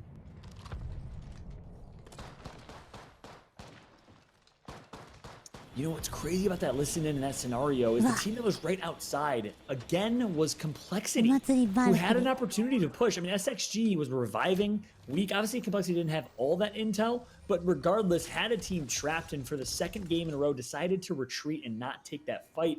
That's the difference between Complexity now and Complexity then, when they dominated with that Bloodhound team composition. They're not taking their fight for opportunities. Also maybe a wise decision though, because we've seen more third parties today than Mark's had hot dinners. And I tell you, that is quite a lot, because that man, he knows how to eat. But Complexity, they say, look, if we push this and we fight, yeah, we get 3 KP, but what if there's someone waiting nearby that's going to steal the kills away from us, and then we go down? So instead, they're looking at the zone, they're looking at the rotations and say, we can get into a good spot right now. We don't need to be forcing the kills.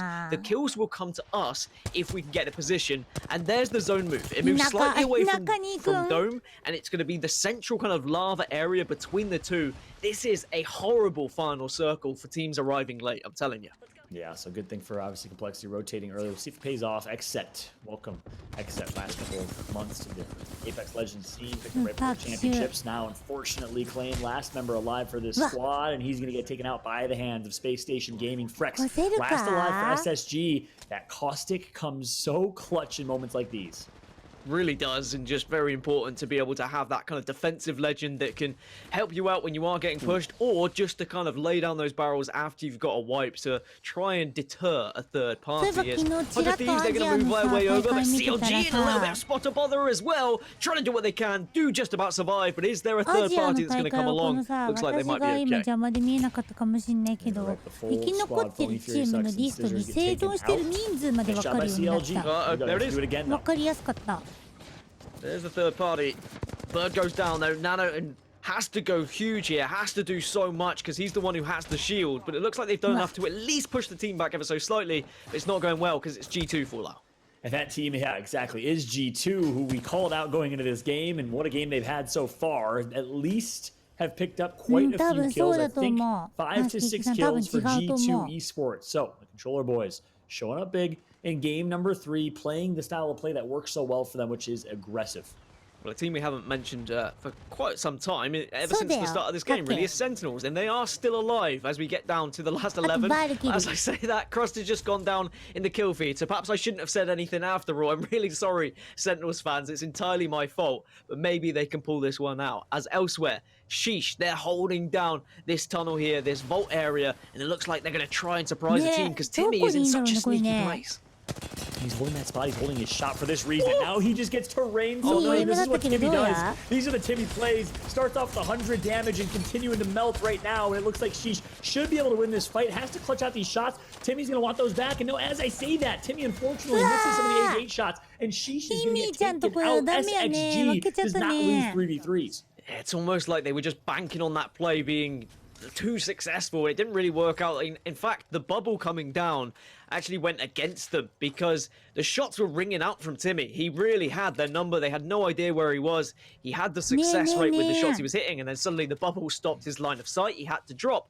and the fight just didn't go their way. SXG didn't fall to the ambush. I think they'll be delighted with that because sometimes those fights really can go south very quickly. So, teams remaining. Important to note, Space Station in second place out of this one. But look at Sign Us, Please, aka SUP. First place overall, still alive. All members of Sentinel still alive.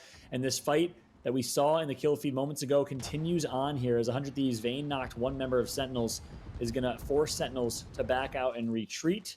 And Sentinels got to be careful because there's a couple teams nearby. Yeah, it's like retreat to where? They're just retreating into more teams and more death.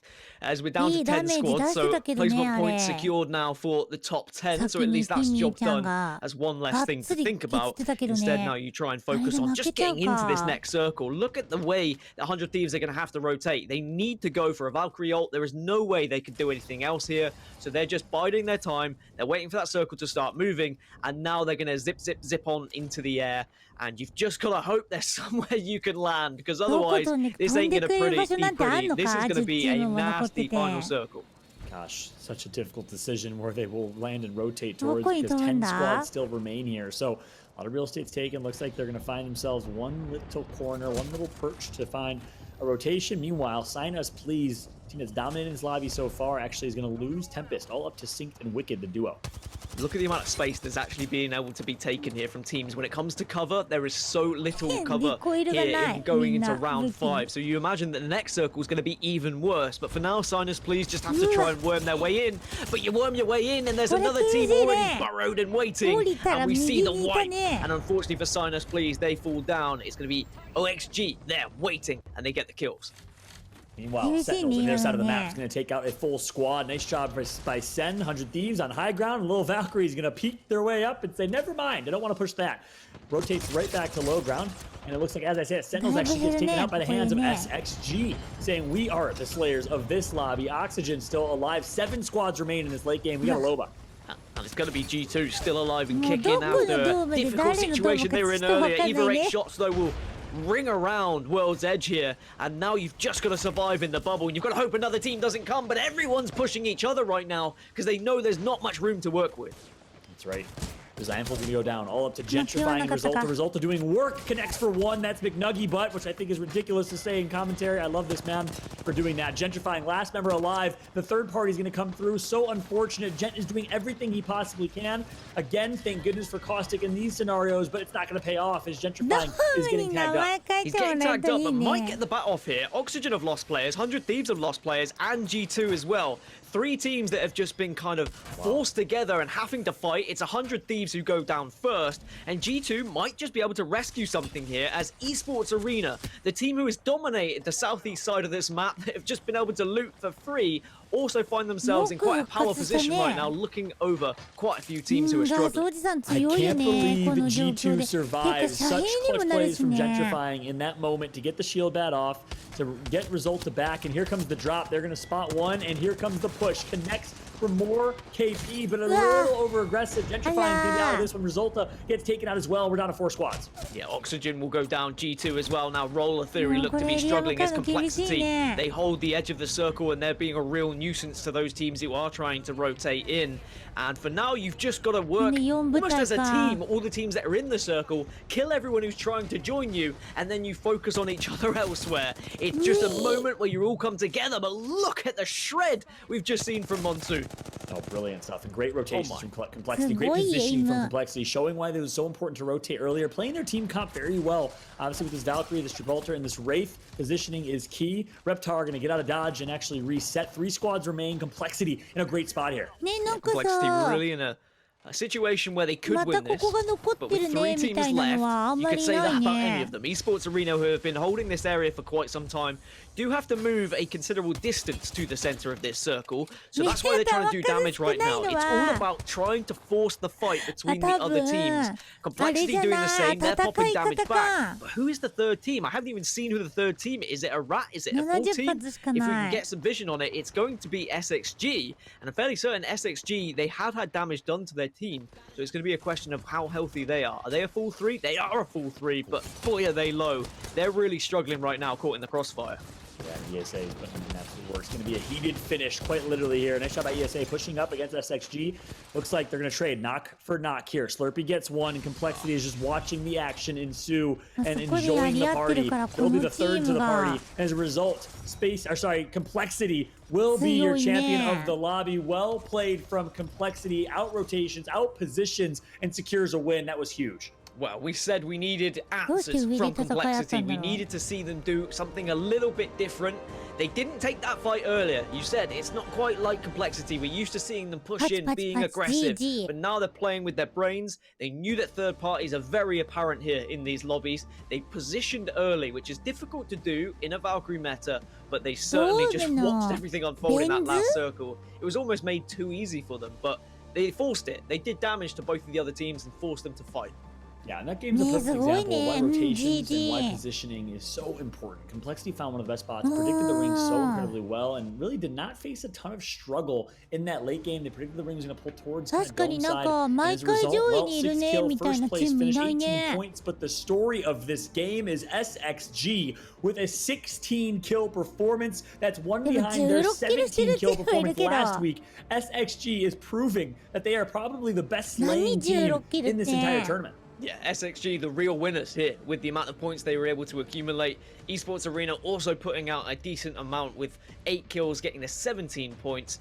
And I wonder whether SSG were just kind of mopping up all these fights that were occurring as we got towards the end of the game, because there was one point between Oxygen, between G2, between 100 Thieves, all 3 teams were going at it, but no team was able to actually get the wipe or get the kills. And SXG, probably from a distance, were just peppering away.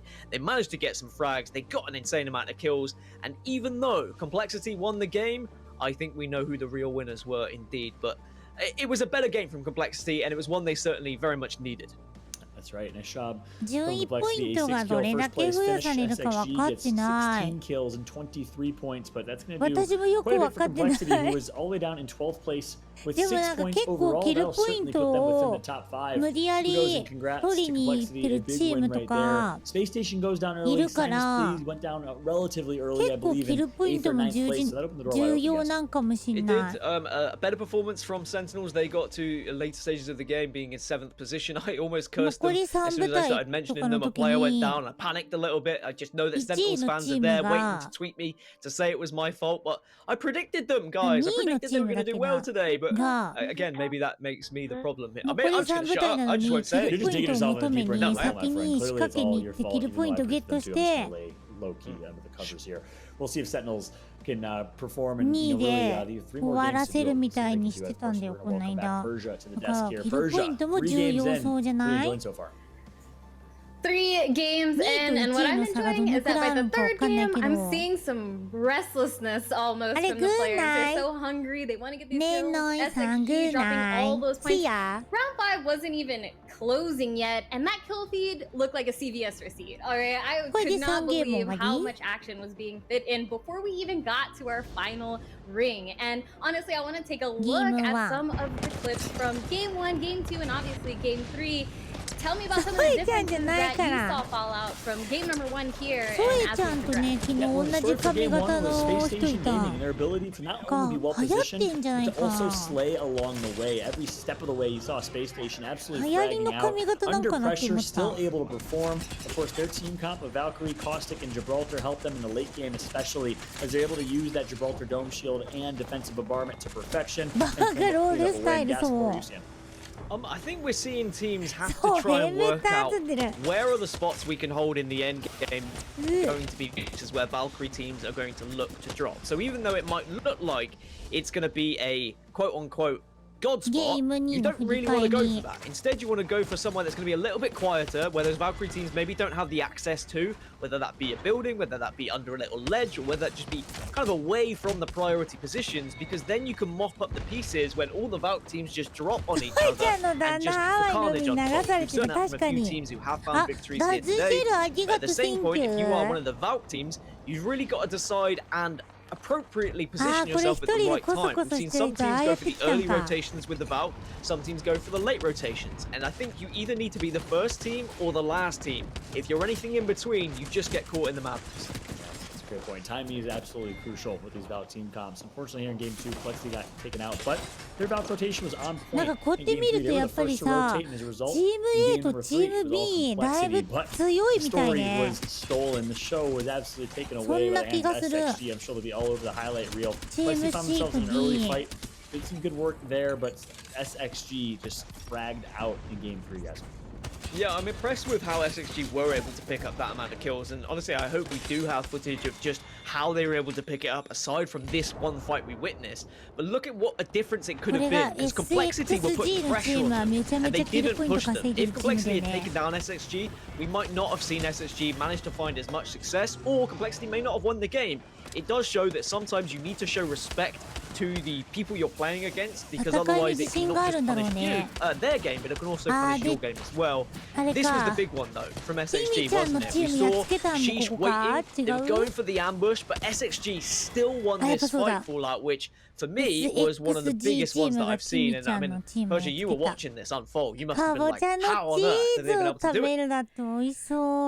You know, in that last fight we just saw against Team Sheesh, it was a heartbreaker, but you called it perfectly how the bubble kind of cut off the line of sight for Timmy. Didn't quite work out, but you gotta give it to SXG for taking on those fights early, taking on third parties early. It's kind of the same theme we saw out of guilds, that taking those early third parties can give you the points that are going to set you apart from the rest of the group. And now we're taking a look at the overall leaderboard to see exactly how that played out for SXG. But look at Sinus Blue. Look at him up there, Fallout. Yeah, they're doing so well. Slowed down a little bit finally in game number 3, but the consistency from them has been great alongside Space Station. SXG moves up 6 places. Complexity moves up 7 places. That's a big game from them. Esports Arena, who I know we've been a little big on, Gaskin, you've been big on, they go up 4 places as well.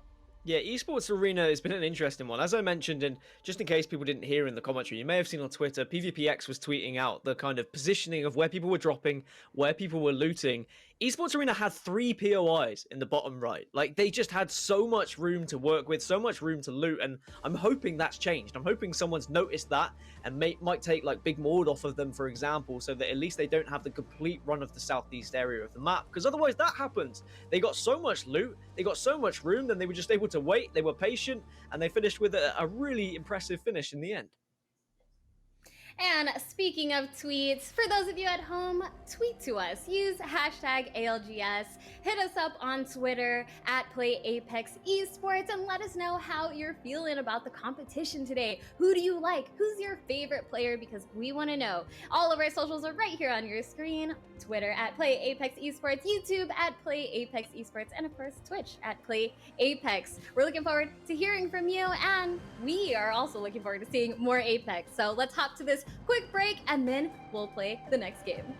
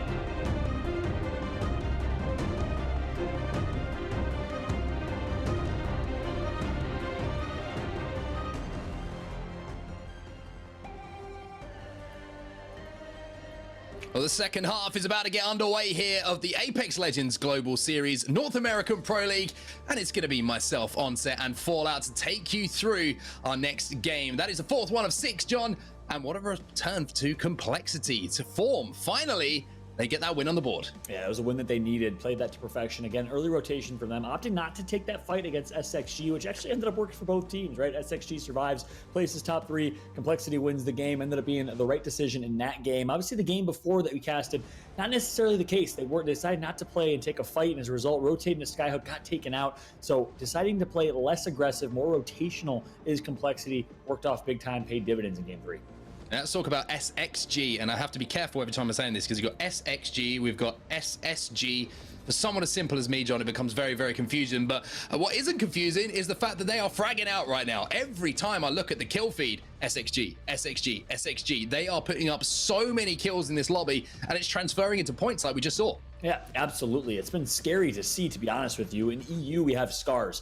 3v3 fights, arguably the best 3v3 pound-for-pound team in the game. And obviously in North America, you'd expect that title to be in the hands of NRG of Sentinels. But it's been SXG that's really shown that they are some of the best fraggers and slayers and shooters in the game. It is hard to take these guys down in 3v3.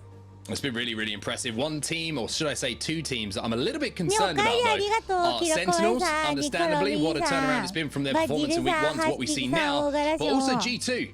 G2 really struggling to find any kind of groove whatsoever to speak of. Yeah, that's right. They got into a little bit of a groove, started shaking a little bit, moving a little bit. Last game, they burst up 5 placements, are in 10th or 11th place right now, but not nearly anything worth talking about, anything notable. We need to see a big performance here from G2 in this next game if they won't even want a chance at surviving here going into game 5. Well, they're going to need to step it up right now, John, and it is time to do so. 3 games remaining in today's action. 3 bangers to start things off. If EMEA was, setting the standards, I'm sure everyone can agree who's watching right now that North America so far has joined in with that kind of level. Well, as you can see, we're going to start off with CLG here, who have had a little bit of an up and down day so far. Some decent zones going their way, John. To be honest with you, after that game 1, I was concerned, but they've managed to bring it back and then put some decent points on the board.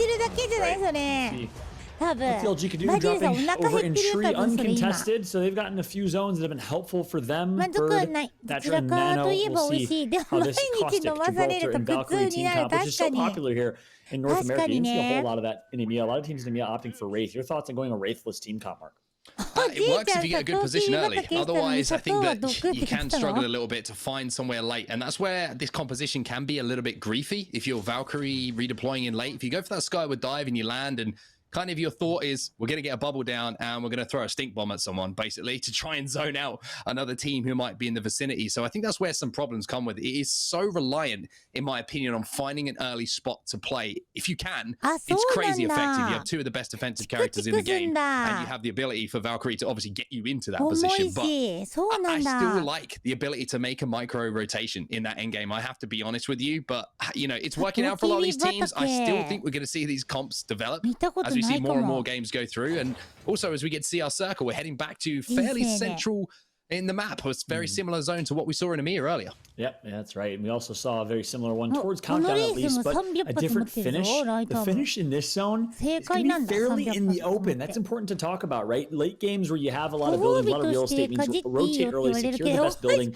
in the game, and kind of post up. This zone is going to be absolutely chaotic because there's not a whole lot of cover. It's fairly open zone, a lot of no man's land, so it'll be a chaotic finish, that's for sure. I'm interested to see how Complexity plays this. So they decided to go for an early rotation to try and find a spot, because in this type of zone, it might actually be scary. It might actually work against you to rotate early, because then you find yourselves getting focused by teams that are working it. It's a tough one for sure, and I think a lot of teams will be having that thought process go through their mind right now. Do we want to think that we have the timing to beat other teams to a spot that we want to play? Are there other spots that we know are available if we can't get our initial spot? Or do we want to play a little bit slower? Like you mentioned, play towards the edge of zone, see where those openings appear, and then try and capitalize on them when they do appear. But each of the strategies comes with its own risk, right? You try and play for an early spot, someone's there, all of a sudden you're on the back foot immediately. You might have to take an early fight. You could be out in the first 5 or 6 teams. However, if you play edge, there's no guarantee that there's going to be a way in towards that zone with teams moving in. So it's a tough zone to play. You're completely right.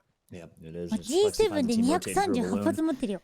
and doing a good job just getting as much loot as possible. That's the wise decision. I think that you don't want to necessarily way too early rotate for the reasons we've talked about. Instead, loot up as much as possible. See if you can find a couple edge teams here. Meanwhile, 100 Thieves, another team that's going to have a really far rotation to go. They find themselves in Harvester on their rotation. Where they're dropping, likely playing against a potential CLG squad that might be here in Harvester with them on their rotation.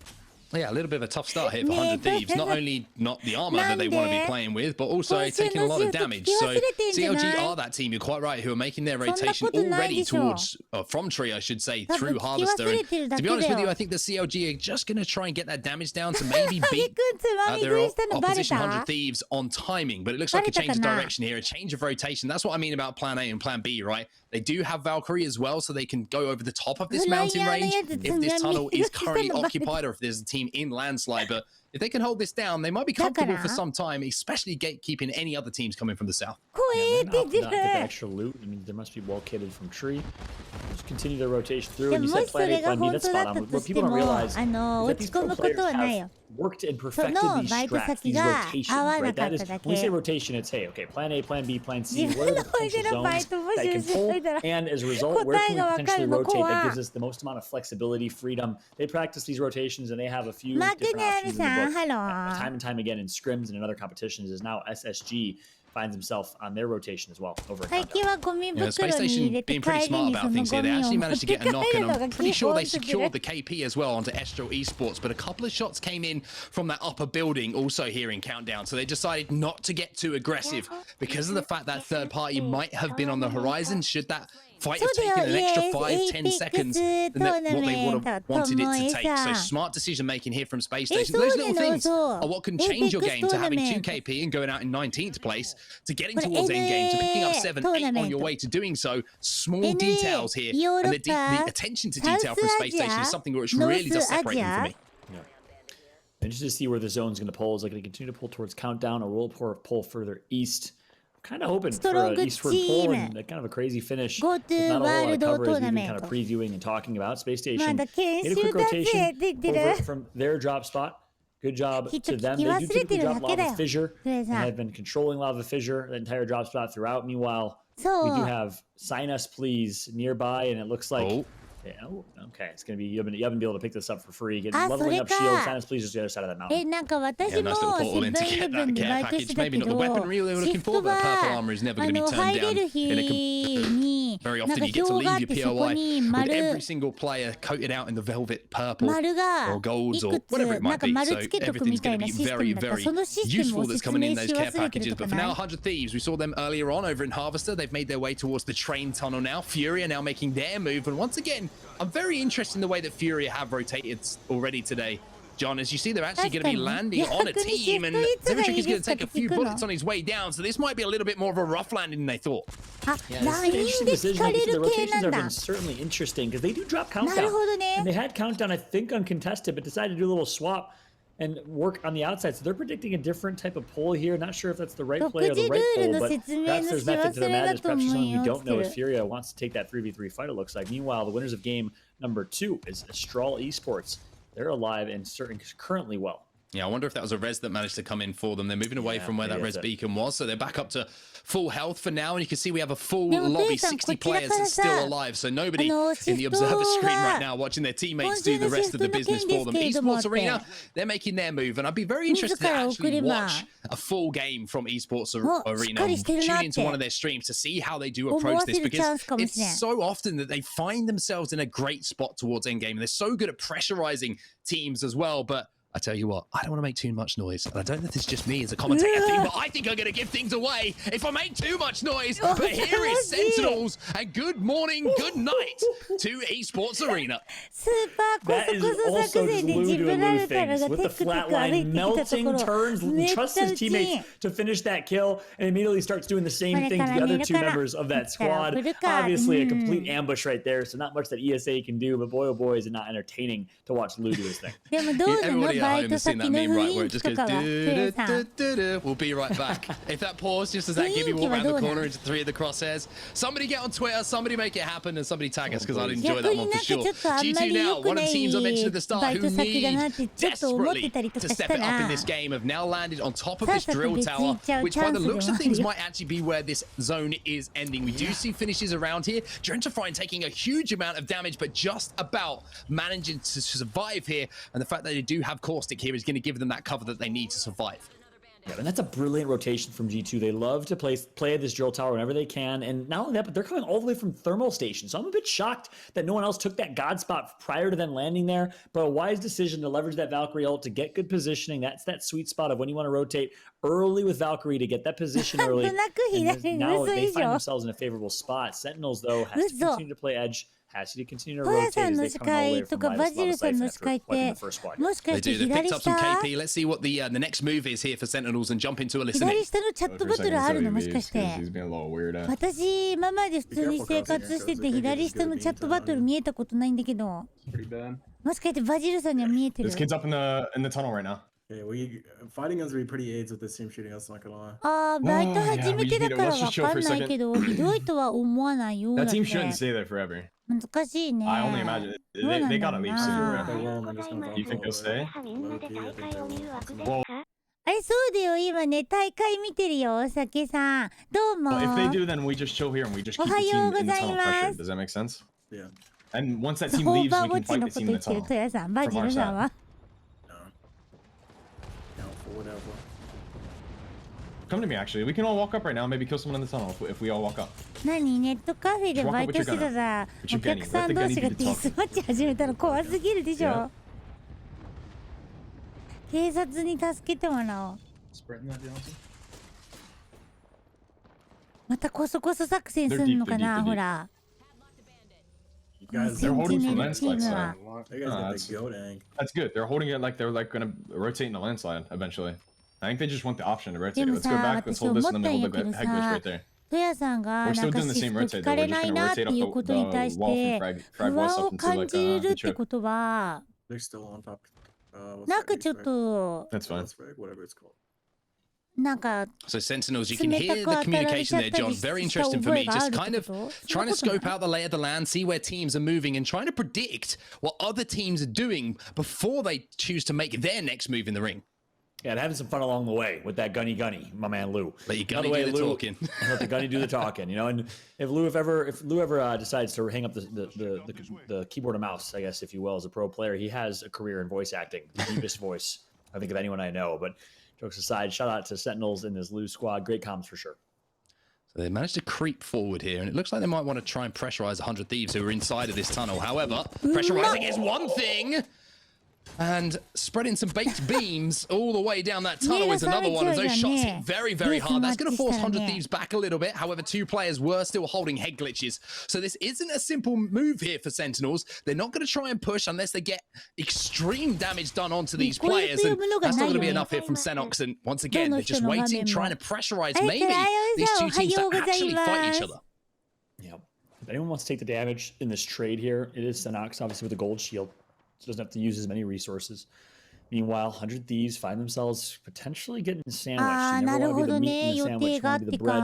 Shout to my man Hodzik, who always says that one back in his ALGS commentator days. I miss having man Hodzik on the desk with us. But nonetheless, on board of Sentinels right now as they're keeping a close eye on 100 Thieves currently mid-tunnel.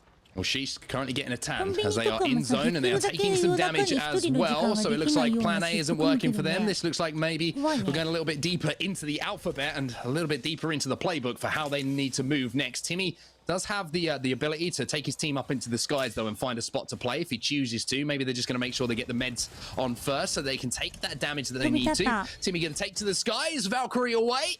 And the Skyward Dive will now take them in towards zone. But you can see from what we've been watching, John, this isn't going to be an easy move for them. We still have 17 squads alive as I see G2 falling in the kill feed. And that is not good news for G2 fans. This is the 4th game of the day. And it hasn't been a day to remember for them. That's right. That is an unfortunate drop for G2 and G2 fans all around. But it looks like Sheesh was able to find some positioning here. They will have to rotate soon. They have a team nearby. I'd love to jump into listening with Sheesh and hear their comms. Can't see. I have no angles. All you, nice. They fell off. They're fine. We can play down below on the right side if we need to. I need the old cell. Do you have it? Who has it? I gave it to you. I used it. I used it. It's fine. It's fine. 100% okay. We can play on the bottom right here. And countdown. We're okay. 86. うまいね。 Can't really fight this because the team on the left is looking. Yeah, I'm also running out. これあくびになったら2カフェ行くしかねえの当てて。I can drop you. I can drop you. うん、チェーン店とかは厳しいよね。 We're gonna need to fall and just hold there, boys. That's it. It's our only option. Oh, I actually stood down. マクドナルドとかユニクロとか死ぬほどバイト厳しいって聞いたことあるよ。 We're good. I'm looking. Watching right now. We're fine. でもさ、コンビニはさ、当たり外れがあるでしょう。オーナーによるんじゃない多分。They're rotating away. They're rotating away. Are they? They're playing this. We can take this 3v3. I'm just saying that right now. Might be able to. We're gonna have to do it soon though if we're gonna do this, boys. Yeah, they're gone. They're gone. We should try to take this up. Can we get in there? Oh, they have traps down here. You should push traps. We're good. I'm watching backdoor. I'm watching backdoor for you. I'm looking. I'm not close. I have nades as well. I'm not close. If they bubble, I'm gonna go onto you. Oh, it's cracked one. I'm taking 2. I'm taking 3. I'm throwing my ult deep in there. I'm throwing it deep in there. うわ、そうなの。ユニクロのバイトを一生懸命やりすぎて。運営した上にユニクロの就活に落ちてひどすぎる。He stuck me. Back up. I dropped down. Oh, this caustic, you can't. Might just have to drop and leave me. We come up. Fuck. I can't. 話しすぎて言葉が出ないね。本当だよね。 Oh my god. I'm healing. I'm popping heals.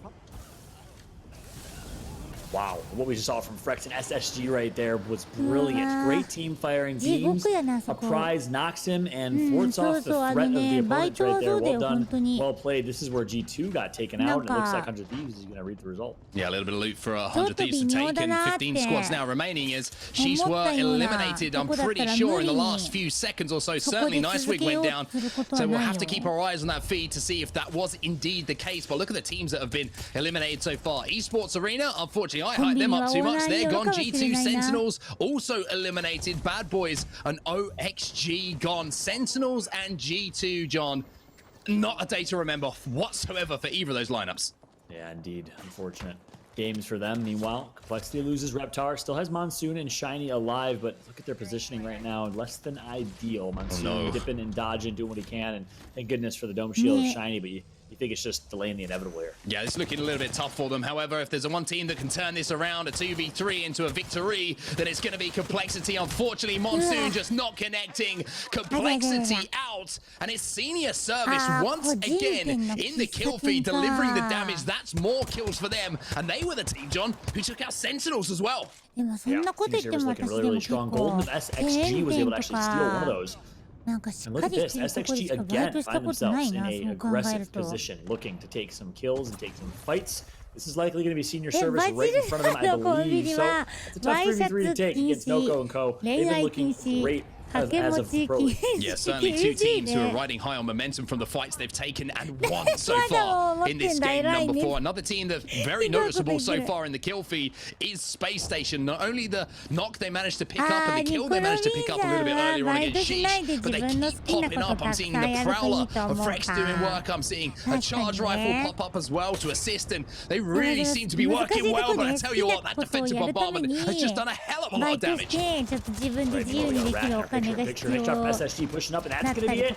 Nice kills picked up, but Blitzen is going to join the fight here. So it's a 3-way party, and SXG finds themselves getting the last laugh. A great push to Zedman. Perhaps a little over-aggressive. He's going to get shut down by Davis. Slurpee G needs to go big with the wingman. Misses a couple, but connects for the ones that matter. でも私初めて就職した後バイトしててよかったなと思った。 That Senior Service now out, so their strong start in this game is slowed down to a halt as now Down to 2 players. Golden and Slurpee G have to do the work. There's a team trying to gatekeep them up on this hill as well, but look at that damage from the wingman. The problem is the zone is doing all the damage here to Slurpee G. He falls to his knees as we now jump over to Furia. They're involved in a bubble fight. They get 2, as now we're down to 10 squads. And look at this. 100 Thieves was able to just skirt their way onto this God spot in high ground and really get it for free. Didn't have to do a whole lot to earn that because someone else did the work taking out G2. We missed that fight, but whoever took out G2 did 100 Thieves a huge favor. And now 100 Thieves with a brilliant opportunity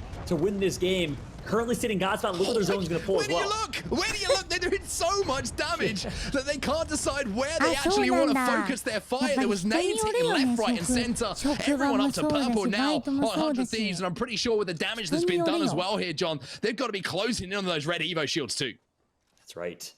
100 Thieves enters Apex Legends. We know Courage and the 100 Thieves crew has been massive on Apex, and it's great to see them re-entering the scene. And now this 100 Thieves squad, the champions of ALGS North America in Season 1, find themselves in a perfect opportunity to win this game, represent well, and slowly but surely work their way up the overall leaderboards. They're in 5th place. A first place finish here will surely put them in the top 3. Wow, these shots from Onmu, they are just harassing everybody who's trying to move in on this position, trying to find anywhere to play. They want to hold off all of the teams from being able to play underneath them. That's where it becomes a problem for 100 Thieves, and that's where they're trying to deny anyone moving up into that space. If the teams get underneath them, John, that means at some point 100 Thieves have to drop, and when they drop, they'll be stunned, and when they're stunned, they'll be vulnerable.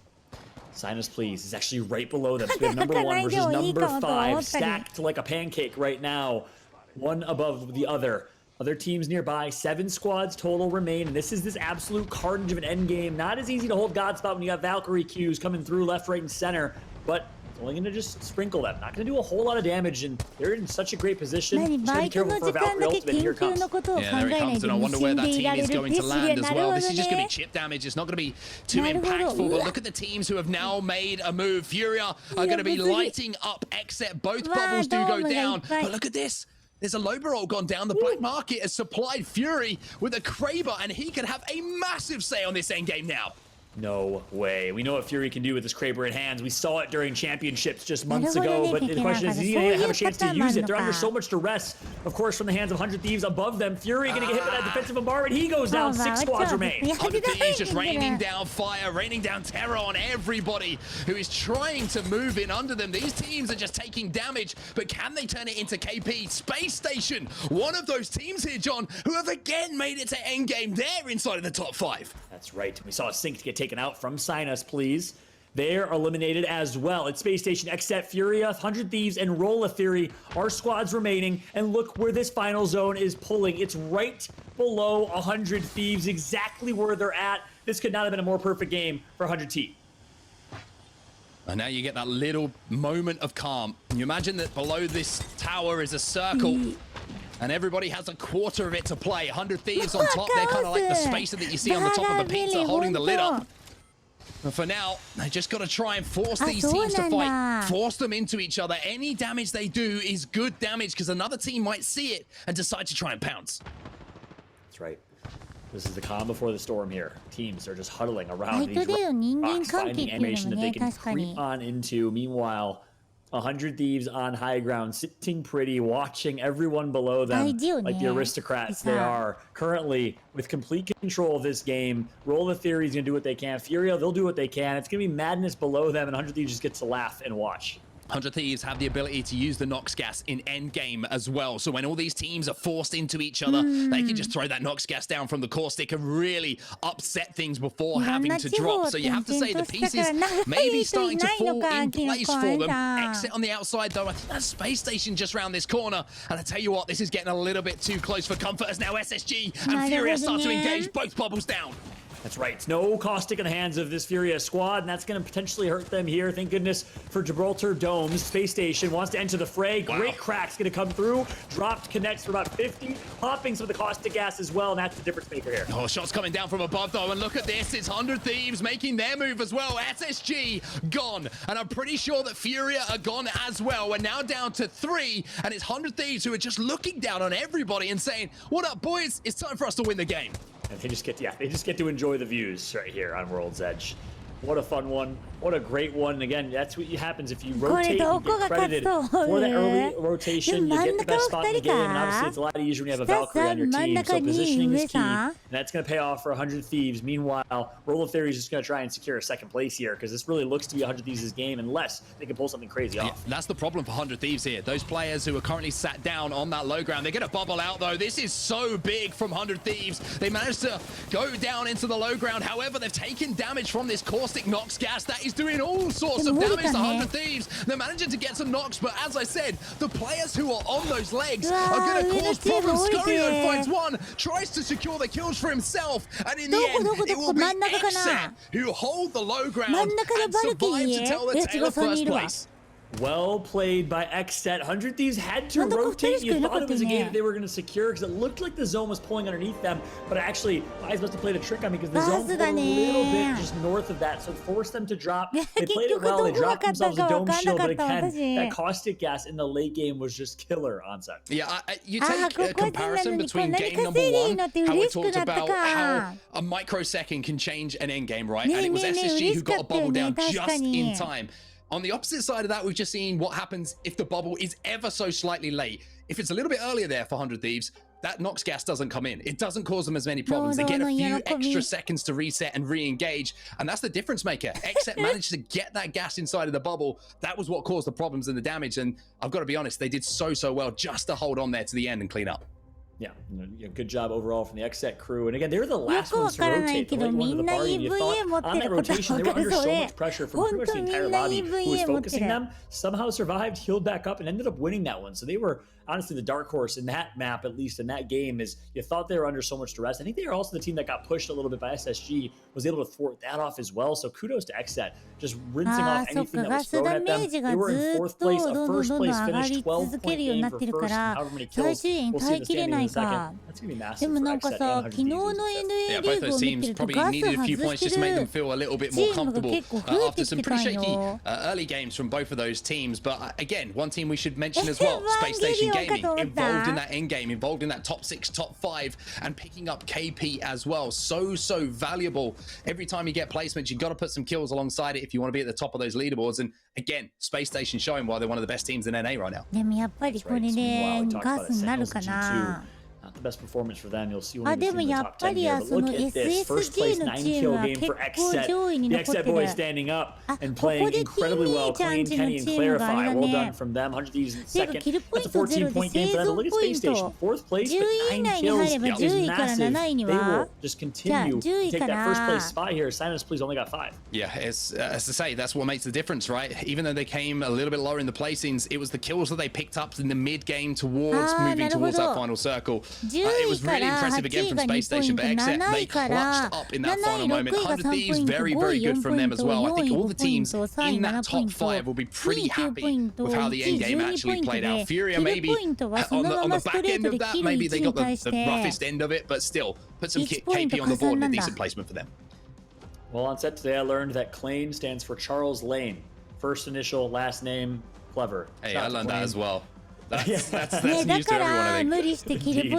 Congrats to Clane, congrats to Kenny, and Clarify. First place finish, 5-kill game. It's a massive one for Clane, running that Kenny's name is Kenny as well, John. Look at this. These are genius game attacks.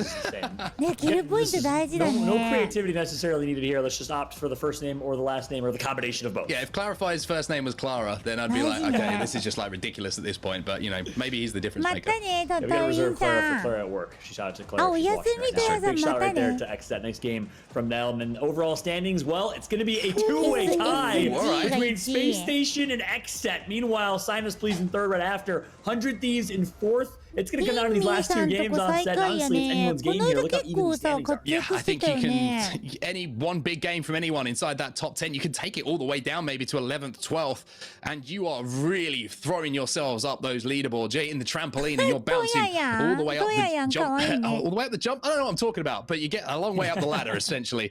And Space Station currently at the top of it. It's going to be a very interesting final 2 games here.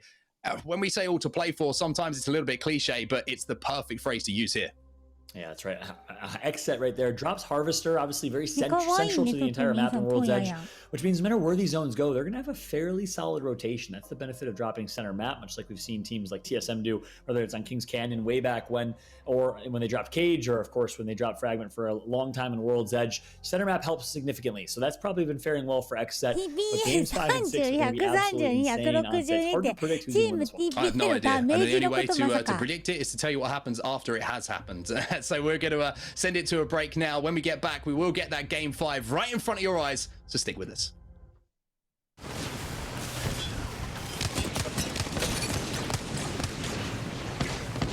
Oh, イントのことか。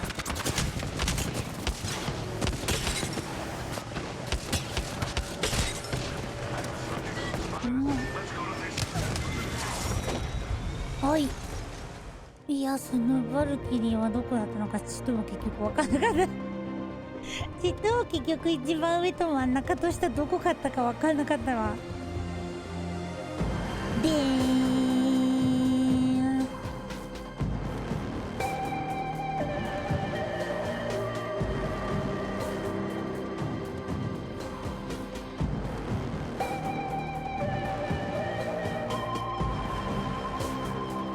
あ、そうでの。昔は最終位の上にジップを貼ってジップをぴょんぴょんするっていう技があったの。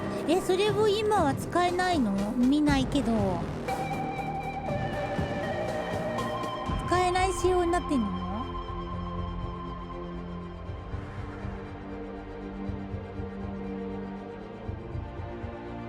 あ、そっかそっかそっか。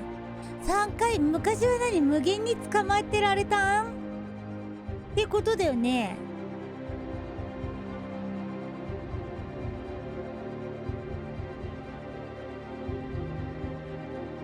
無限にそうなんだ。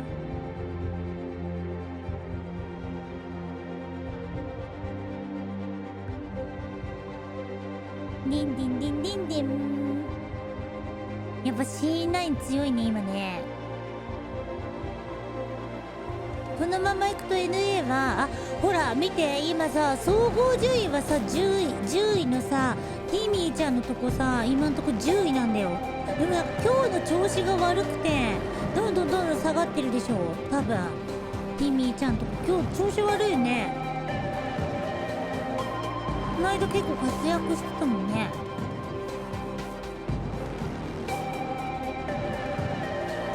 ティミーちゃんはシャオが応援してんの。あとマークネオさん。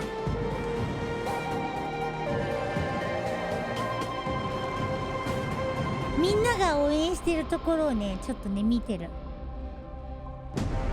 教えてもらったのみんなに。エペックスで初めて9000ダメージ出した人。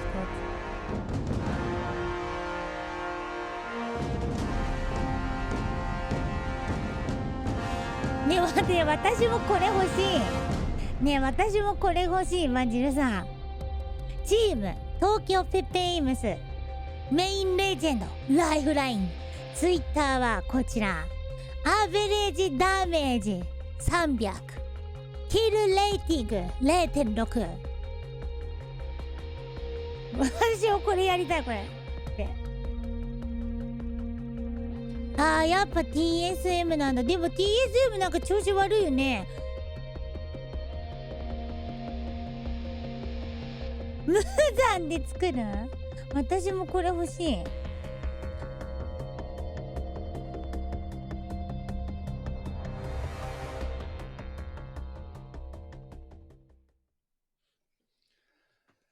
Game 5 is about to be live as we're back here in the Apex Legends Global Series North American Pro League, and what a first 4 games it has been. On set here with Dan Gaskin back alongside me, looking as handsome as ever, and that beard is looking as magical as all of the Harry Potter books combined into one. It's glorious.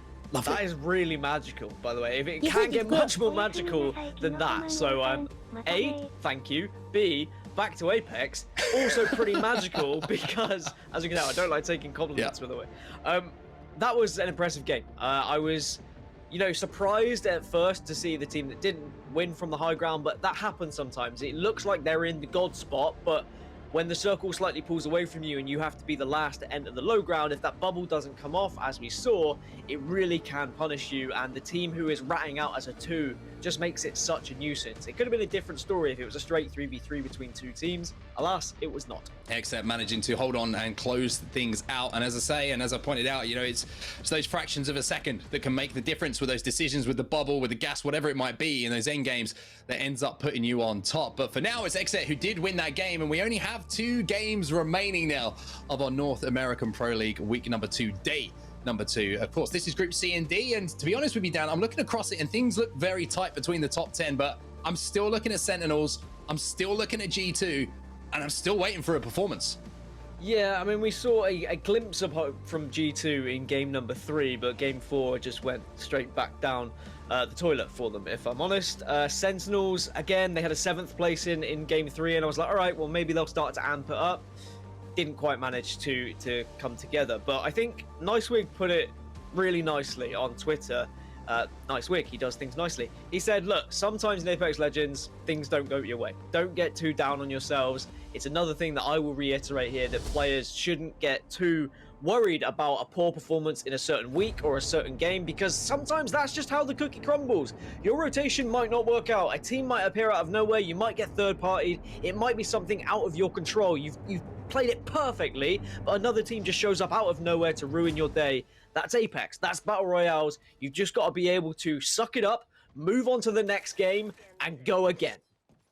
Very inspirational from yourself, a nice week. I would say after 2 weeks, you should start to be slightly concerned that things aren't going your way, okay? I'm that kind of guy. Yeah, okay, I'm that guy. I'm the bad guy here, all right? I'll play bad cop while you play good cop. Because for G2, it's been 2 weeks now, and we're still yet to see that performance we expect from them. But like I say, and like you say, sometimes things don't go your way, and it's just one game away. Maybe game 5 is going to be that performance from them. Space Station, though, Dan, talk to me about their consistency, because it's been so fun to watch these guys today. Yeah, Space Station are a team that have just really shown that it doesn't matter what zone it is, they will find a way to get to the end game, right? Even though there has been kind of the odd game here or there where they kind of dropped into like 10th or 12th, for the most part they get to those last circles, and sometimes a last circle or close to the last circle still finds you in top 12, top 13, depending on it. Yeah. But their consistency has been incredible. Also, by the way, Sentinels are in a little bit of a scuffle,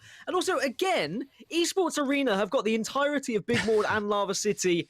It doesn't look like they're going to get the entire of Dome, but for one game, teams decided they didn't want to allow Esports Arena to have this entire southeast area, but it seems like now they're going back to just giving them Big Maud and Lava City for free. And a beacon, which is always great news if you're landing and you get that beacon to give you that early zone information. It's something that teams, you know, sometimes you don't get it. We've seen teams landed at Frag East, and the first thing that comes out of their mouth in the comms is no beacon, which is just followed by a kind of 3-4 seconds of the sound of sadness, and then everything kind of returns to normal again. But we did get to see the first zone. Now we're going to see that second zone. Geyser, Big Maud, and a little edge of Lava Siphon involved, but it's looking like that Hill House might be prime position here, Dan. Yeah, we've already seen a Hill House finish today, and it was a game that was predicted early by one of the teams, and certainly if you can take that Hill House position, you will find yourself in a comfortable spot for the majority of the game, at least until final circle or 2, unless a Valkyrie team decides they want to try and drop on you. Space Station, after speaking about all their consistency, they did just lose one player, but managed to get him back up. I say lose him, he was just knocked down on the floor, but they can reassess what they want to do with this one, because it's Furia on the other side of things, and it is a fight that is unfolding in the very early stages of this game. And looking at the armors across the board as well, Furia, I think, have a HP advantage here, so if they can close the ground, they might be able to actually do a fair amount of damage. But our winners of game number 4, things aren't looking quite as healthy for them here, as Kenny is going to be finished off, and it's Sentinels who are trying to be aggressive here to finish off the final 2. Sentinels have kind of pinned Exet here, and Oxygen on the other side as well, so I think Sentinels will probably not push this one. Instead, they're just going to try and lay down some suppressing fire to Exet and use this as an opportunity to rotate round and get ahead of these teams early, because as we know, it is very important to try and rotate in the early stages if you are in a kind of sticky situation in no man's land, Except, well, they're definitely in a sticky situation. They're down to 2. They do have the banner, however. Now they're looking to see if they can get to a beacon. Yeah, we talk about how good Valkyrie is for getting in zone. It's also very good for getting out of zone with a banner and finding yourself a respawn beacon to play from. So that's another thing that Valkyrie brings to the party. However, there was a team up on that respawn building, so you can see a couple of shots being taken by Clarify. Klein also spotted that player out, and Kenny's going to have to wait a few more moments before getting back into the action here. Gotta be careful. If you just maybe take too much of a risk and you do go for a beacon that's in an open area that isn't going to be necessarily having too much cover, then you can be pushed by another team. And you, even though, yes, you want to get your third player back up, you don't want to put them back up at the risk of losing the entire team. So you really have to strategize and decide where and when you're going to be bringing that third player back up. Sheesh are in a position where they can just hold here for now, they can watch on, they can do some damage, and they probably want to get these Evo shields leveled up quick. They certainly do. One team that has been eliminated, though, is Senior Service. Saw those on the team tracker. They've been eliminated, so they will have to wait until game 6 before they can get back into the action here on World's Edge, as we jump on board with a little bit of an overhead cam here, just to see some of these teams rotating from the fragment side, from the north side of World's Edge here. Complexity, that team we're going to be focusing on, as they're trying to focus on a team who's taking to the skies, as Monsoon locks on and does a heck of a lot of damage to a team moving incredibly fast. Yeah, a lot of damage. A few teams kind of I can't aim that well, Dan, when someone's standing still in front of me on mouse and key. I'm just saying. That's why I play control. That is why you play controller, but hey, you know what? Control players, they have their place too. Don't you worry. You can still be a part of the Apex Legends Global Series. But, I mean, you can't. I'm lying. I'm trying to big you up, but you're not going to. You're staying here. You're commentating with me forever. Okay, fair enough. I'll give you that one. Well, they're going to get a care package here, Dan, which is good news for Complexity, and they're going to find a Spitfire as well. So Monsoon's going to have even more ammo, and something to also take into note as well is you don't have that ammo in the inventory either, so he's going to be able to move up, and he's going to be able to get some extra meds in that bag. Yeah, just Complexity slowly making their way downtown. I almost started song them, but I'm not going to carry on with it. They need to be careful with their rotation. Yes, they can do this. This is what I was going to say. They have the opportunity now to bulk up in the sky, get more of an overhead idea as to where they want to be, position themselves where other teams are. Just use that passive of Valkyrie to gain any information and try and take what they think is one of the priority spots. Well, it looks like they're going to try and land on this high ground. Maybe the bridge. They're going to play underneath the bridge by the looks of things as Monsoon makes his way down. A little bit of a swing away, a couple of areas to play, and this is a pretty solid one. Pretty difficult to hold. However, you get a lot of angles on teams who are trying to make their way towards Lava Siphon and maybe making their way across that low ground from just the other side of Geyser. Here's Furia again, though, Dan, and this has been something I've been fascinated by today. They are more than willing to take zone damage and make these late, redefining late rotations. It's almost turning up to a party the day after it was scheduled in the calendar with how they rotate their way towards zone. But they use these crafting, they use the ability to get all those meds so they can take their time, and they kind of let the lobby play out before they make their moves.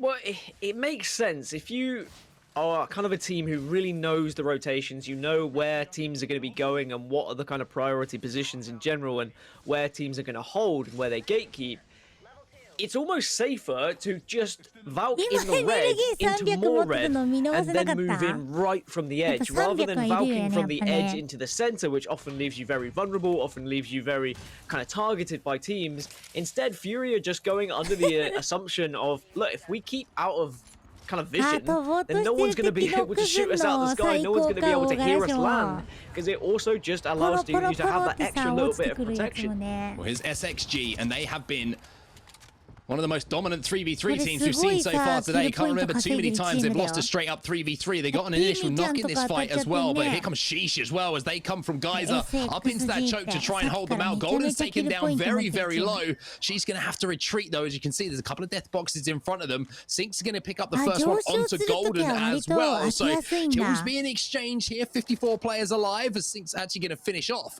that down and turn that into a confirmed KP. As Niceweek just takes his time to move back up to his teammates now. Sentinels just holding that ground in the background. Yeah, Sentinels who are in 16th place right now, by the way. After seeing their dominance in week 1, yeah, you'll be surprised to hear that, because we thought Sentinels were going to carry that on into week 2, but it really hasn't been their game. All their week or even their year. It just keeps happening. I can't keep going into songs today. I just want to say, by the way, you predicted Sentinels, right? I did. Yeah, so Yeah. you thought that they were going to keep this this momentum going. So I just want to I correct you there because, as you all know, my prediction was Space Station to do well today, and they're doing all right. But Xset, another team, are coming off the back of a win, are also doing pretty well right now. However, they are on the very quick side of zones. So they're going to have to make a tough rotation in around 1 minute and 40's time. But they've got a lot of time to work with here. Yeah, a lot of time. It's really just one of those rotations where they can wait, they can craft, they can ensure that they get all of the good stuff before they move in, and they've got the option to Valkyrie if things go south pretty quickly. Looking at where Xset currently are in points, they are on 28, a little bit more. They're up in the top 4, so they've done really well to ensure that they can just at least be there or thereabouts with the discussion now of who's going to be able to win this one, right? Xset have an amazing opportunity to be up there, and I think that would put them in a great stead going into the following weeks, because it's all about applying pressure and asserting your dominance at certain times. Because now going into the rest of the weeks, you want to be a team who holds their drop spot. So other teams say, look, we'll give the drop spot away to that team because we are scared of fighting them. And you want to be a team that teams don't really want to be rotating through too. So it's about really just showing your power when you can. Well, Xset are making their rotation now. Let's jump into the comms straight away, see what their next move's going to be. Easy. G2 could be out here. Actually, I think they switched to Valk and they're rotating. This is a positional lobby. You did say at the beginning of the game they probably just aren't finding people on edge. Yeah, there's gonna be a lot of people in zone for sure. Up here. No, turn around. Go to Kenny right now. They're going to hit the beacon. They're hitting the beacon. They just slid off of the train yard hill. Okay, I'm gonna craft this light mat because I need it, and we gotta go into macaroni. We should just get into the no name. Literally anywhere in the no name. SSG's dying. Yeah. That's not Wait, if they trade, that's in lava siphon. Guys, can I craft this mag? I guess. Maybe. You need to be careful though. This team was really right in hard when we were walking up. Just group up. Wait, I'm stupid. It's 35. I have 30. Fuck me. Let's just go into choke. Thought it was 25. Fuck. Jay, I need the purple. Okay.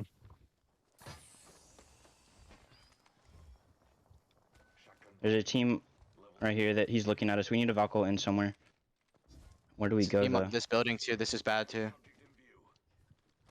We gonna go in the RV, okay? I think we land in this RV for now. You guys agree or no? That's fucking death. There's a team in big Okay, building. we need to know where to go, like right now. Like, I don't know, just Valko and go, and we'll find something. Alright, I can't ult here. There's gonna be like something has to be open, like one of those buildings or something. There's 17 teams alive. Doors open here. Yeah, we're gonna land in there, okay? Get ready to fight. Team on this one, team on this one. Get ready to fight. Mine backside though. Yep. Bob, if you need. I'm bubbling just so we don't take damage. Came in the other one. Barrels in here, barrels in here. No. I'm getting broken. I need to pop a bat. This is really bad. Pop a bat too. I'm batting as well. They're arcing. ピックアップさ I'm チ giving ームってないけどどういうあれで I'm popping another bat. 恐ろしいね Is that yours? Is that yours? It's me, it's me, it's me. Just get in the back on me. Get in the back on me. Chill. We're fine. They can't push that. Those are my barrels. Yep. The team in the like actual zone. Look at zone. That's huge. Oh my god, it ends on their building, I think. No, it's gonna pull like over here. That's fine. We're in a really good spot. We just need to hold. That's literally all we need to do. I only have 1 bat, 10 cells now. 1 bat, 8 cells. 1-9. Alright, we're good. We just need to play in the back. We cannot walk up to the front. You do need to try to get barrels down though. I will wait for them to recharge. 面白いねつってる全然わかんないけど何言ってるかは I gotta say, Dan, sometimes luck is on your side, and that's a little bit like going to the roulette table and your number coming up because they helped into the skies, and you heard from the comms, they didn't know where they wanted to land. They didn't really have a plan A or a plan B, but they picked somewhere, there was no one in that building, and now they're set up for success. That's the scary thing about Valkyrie though, isn't it? If there was a team in there, that could have been the game ruined for both of them. If they had just gone for that random 50-50, they said, look, let's get ready to fight. They didn't know where they were going, as you said. There was a a decision to be made where they were like, well, do we just go into the RV? No, that's death. Okay, let's just see where we land. It's such a scary way to approach a game, but on this occasion, it's worked out for them as Zone 3 closing in 43 seconds. Space Station, Mark, the team you said you predicted well and have been playing well. Yeah, they have, but down to just one at the moment. And it was G2 who were delivering the damage as well in that fight. G2 now inside of Lava Siphon. You can see them in the bottom of your screen there, playing on that low ground. A couple of shots being exchanged, although I think there might have been a few friendly shots, just keeping those thumbs warm for the G2 boys. As now you're going to see that zone pull, and it's pulling towards those two buildings. One of them is the one that Exet landed on, so they're going to be feeling all smiles right now. Yeah, Exet even kind of pointed out which one they think it's going to be finishing on, even though it's not the building that they're currently in, but the building next to them is where they think the final circle is going to be, and it seems like they've got it pretty spot on for now, whereas G2 are making their way around, and they're moving away from the circle a little bit here, just to try and reassess how they're going to approach getting into it, and it looks like they want to get onto that edge rather than play central zone. Well, Neanderthals at the moment are doing what they can, because you can see Strictly unfortunately looks like he might be trying to reconnect, and for now it's going to be a case of maybe trying to get him somewhere near zone, maybe push him into a portal and then get him safe for now, which might be the play that they're able to make. As you see Exiles going down onto this low ground with the portal, will it reach just about inside of the zone? Should be able to punch the Gibby in if he can get back into the game, but for now it's looking like a pretty tough position, and an unfortunate one at the same time. Yeah, you're going to have to give up on the Gibby at this point because you're going to be fighting someone else. But as we say that, Tor have just gone down. RKN, the last remaining player, has fallen, and they go out in 18th place. So that really hasn't been the best of games for them. Sheesh now pushing in to try and clean up some KP here. Word. Good shots coming out from Timmy, but also receiving a lot of damage. Yeah, taking some damage, and there's going to be a charge rifle overlooking all of this as well. Arcstar's going down the low ground, always treacherous. It doesn't matter what position it's in. If there is a team above you, usually it's going to do some damage. Hill gets finished off by Phony. Sentinels also in the kill feed as well, as Lou and Senox pick up 2. And now Senox is going to finish things off here with that flatline in his hands. KP here for Sentinels, and 4 of them in the hands of Senox. This looks more like the Sentinels we saw in week 1, so they've already got at least 6 KP here, as we're down to 13 squads. 1 placement point, of course, for being in top 15, but you'd imagine with where they're currently in residence, they should be able to get into this next circle somewhat comfortably, unless they're really heavily focused by teams who are in the surrounding area, which is entirely possible. We have seen some teams really focus those who are in buildings that are quite easy to kind of watch the doors and whatnot, throw arc stars and things towards. But the real story is going to be those teams who are currently central circle. You heard it in one of our listenings earlier as well.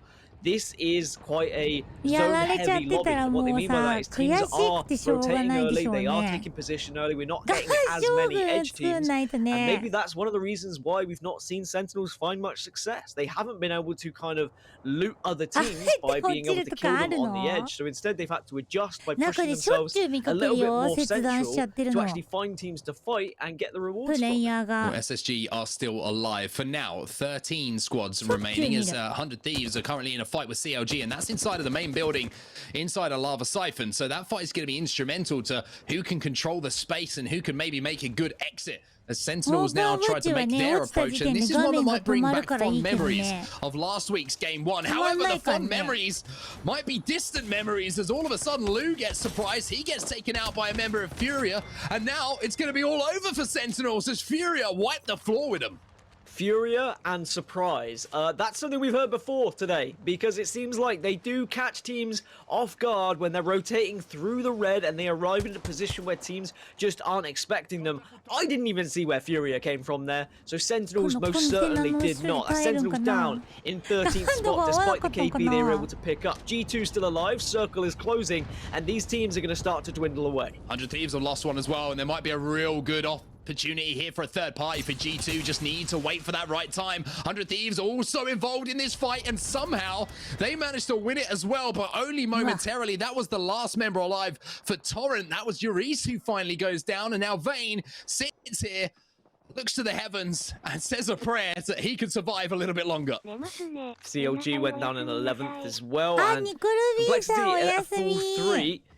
Can't be said for some of the other teams that are still alive. They've lost a few players. 100 Thieves 2 of them to be precise. If you lose a few, you're probably dead, but 2 is okay. Exet still in this building that they dived in on from the Valkyrie ult are going to have to move in 50 seconds, and it looks like they want to make their move a little bit sooner than that because they maybe have recognized some vulnerable teams. Oh, this is a straight bubble fight between the two teams. The gas will go down as well, and oh my word, Exet just swiping the team away, swatting them like flies. That was such a simple fight for them to win as G2 now look to move in to pick up the pieces. The problem is there was none left over. It was that clean.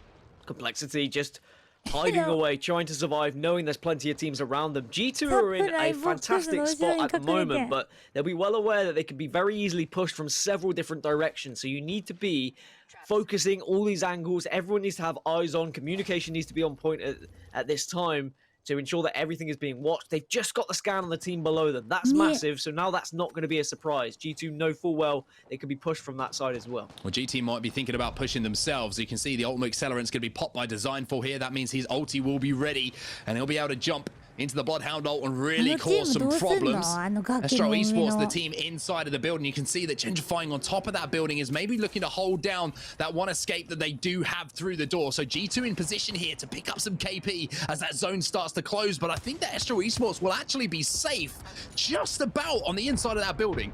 They might be, but they also could be very vulnerable to grenades, so they've got to be careful. They've got to make sure they've got bubbles and whatnot to protect them, and maybe some utility to throw back. Oh my Exit, though, have just been able to beam from one side, and maybe G2, that caught them by surprise. Yeah, that's the end of SSG as well. Frex managed to get into the top 10 as that solo player. Exit now make their move across as well. Bubble's going to be exchanged between the two teams. Exit playing the back of the bubble to make sure that they have as many lines of defensive cover as they could possibly put up, getting those barrels down as well to deny those lines of sight, and they survive for now, but you can see now the shots coming into the back from G2. Yeah, this is a horrible position for Exet, and you can see they're being melted now by all the teams as they realize they only had a wall to be covering them. 2 of them have fallen, only 1 remains for Exet, and I think that's going to be the last player eliminated very shortly. Reptar's just gone down as well, so players falling everywhere.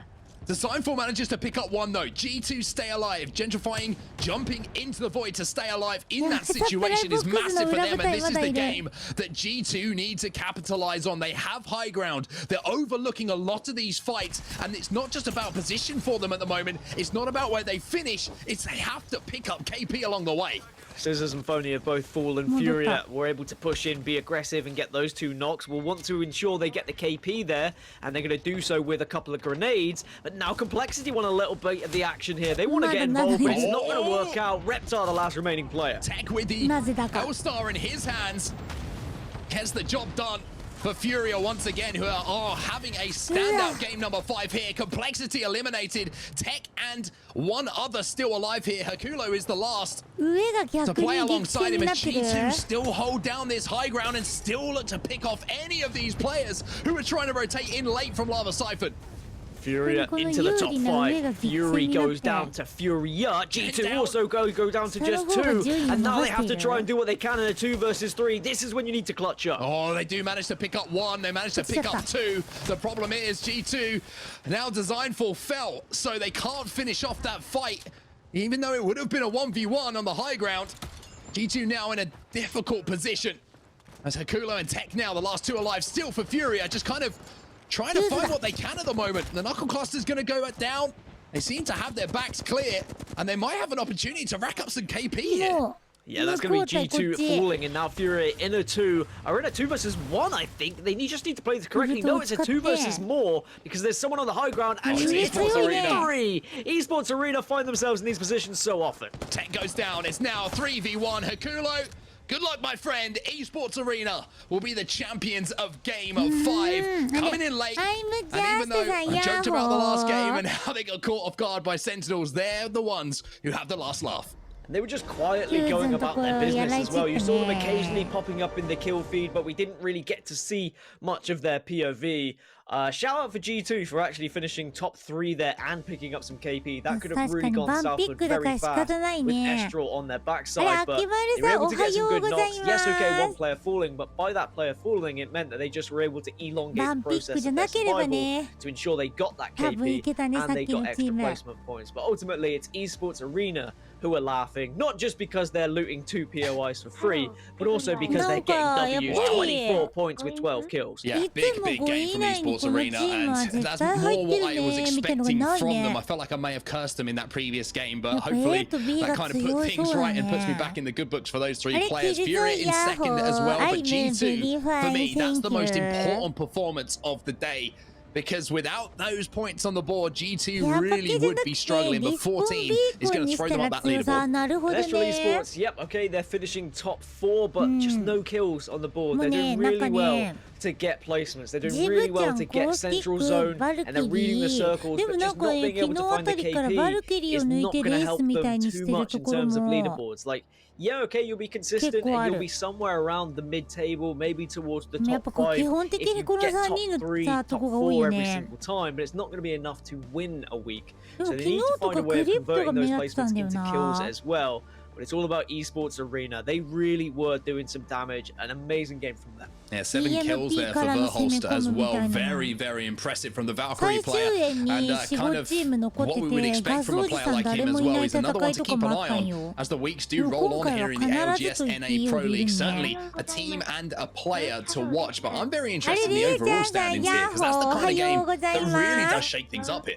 Yeah, that could propel G2 up the leaderboard quite considerably, but also it's about those kind of first and second positions. We need to be looking at who are potential winners from Group C and D to get themselves those 12 points that everyone's searching for to put them in a better position when it comes to the overall standings, not just C and D, but all 4 groups combined, because that's when it starts to get real messy. That's when the teams start to really start to scrap for points. Well, Persia is going to come back and join us now as 5 games are done and dusted, and it gives me at least 3 seconds to catch my breath because the games have been, to quote Keanu Reeves, breathtaking. The games have been mind-blowing. That last ring, the elevation differences, you always think you have an idea of which team is going to come out on top. The high ground is always preferred, and complexity showed that. But I think that a lot of the fights that went down at the end of that match, we had G2 accidentally falling down, couldn't help the teammates, and things like that can make all the difference in the final fight. So let's take a look at the overall. Let's take a look at some highlights actually before we get to leaderboards, because we got to recap some of that action on set.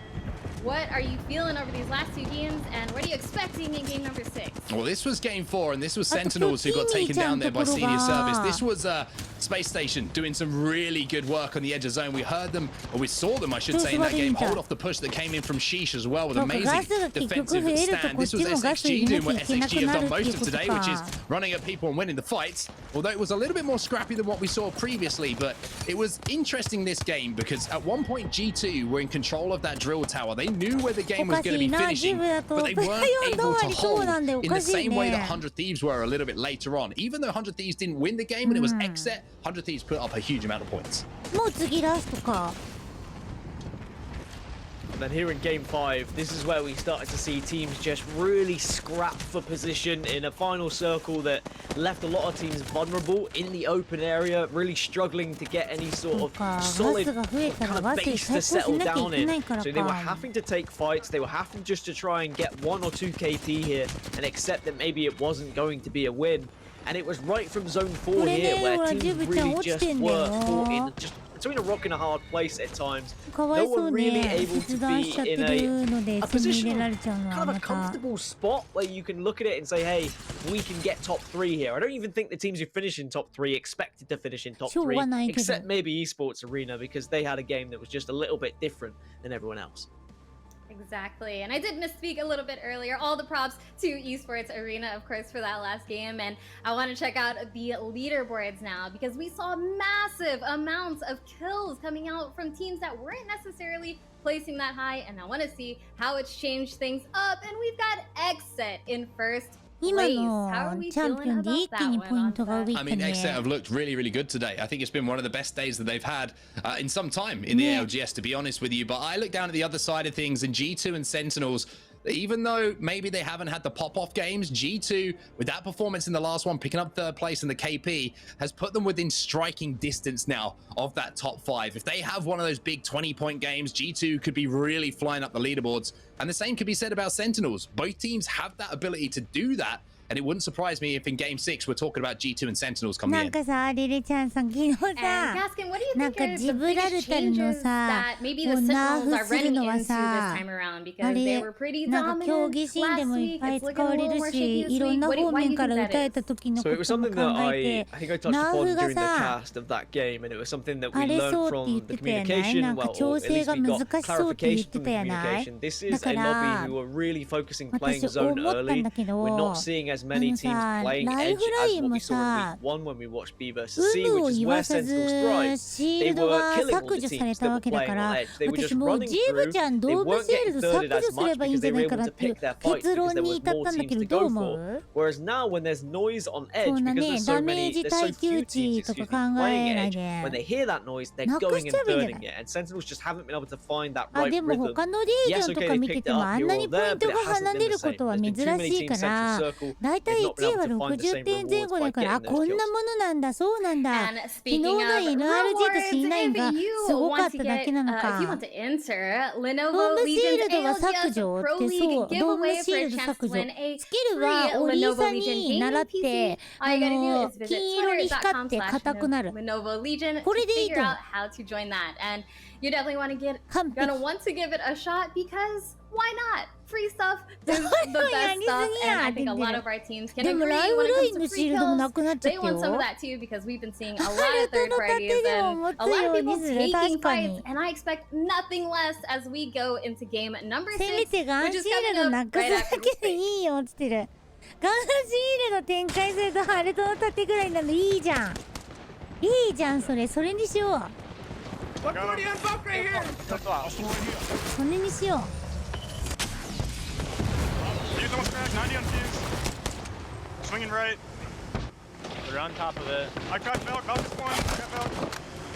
もうみんなシーズンを待とう。あ、何シールド全員持つ？みんなドーム展開できるようにする？だってライフラインのさ、シールドはさ、耐久値が必要なんじゃないかとか、そうだからライフラインのシールドも削除じゃなくて耐久性にすればよかったところを削除したわけだから、だからジブちゃんのシールドも削除でいいんだよ、削除でね。ライフラインだけね、シールド削除されて、どうしてジブちゃんのシールドは削除されないのかっていう話だから、消せばいいと思うよ。ジブちゃんのシールドなし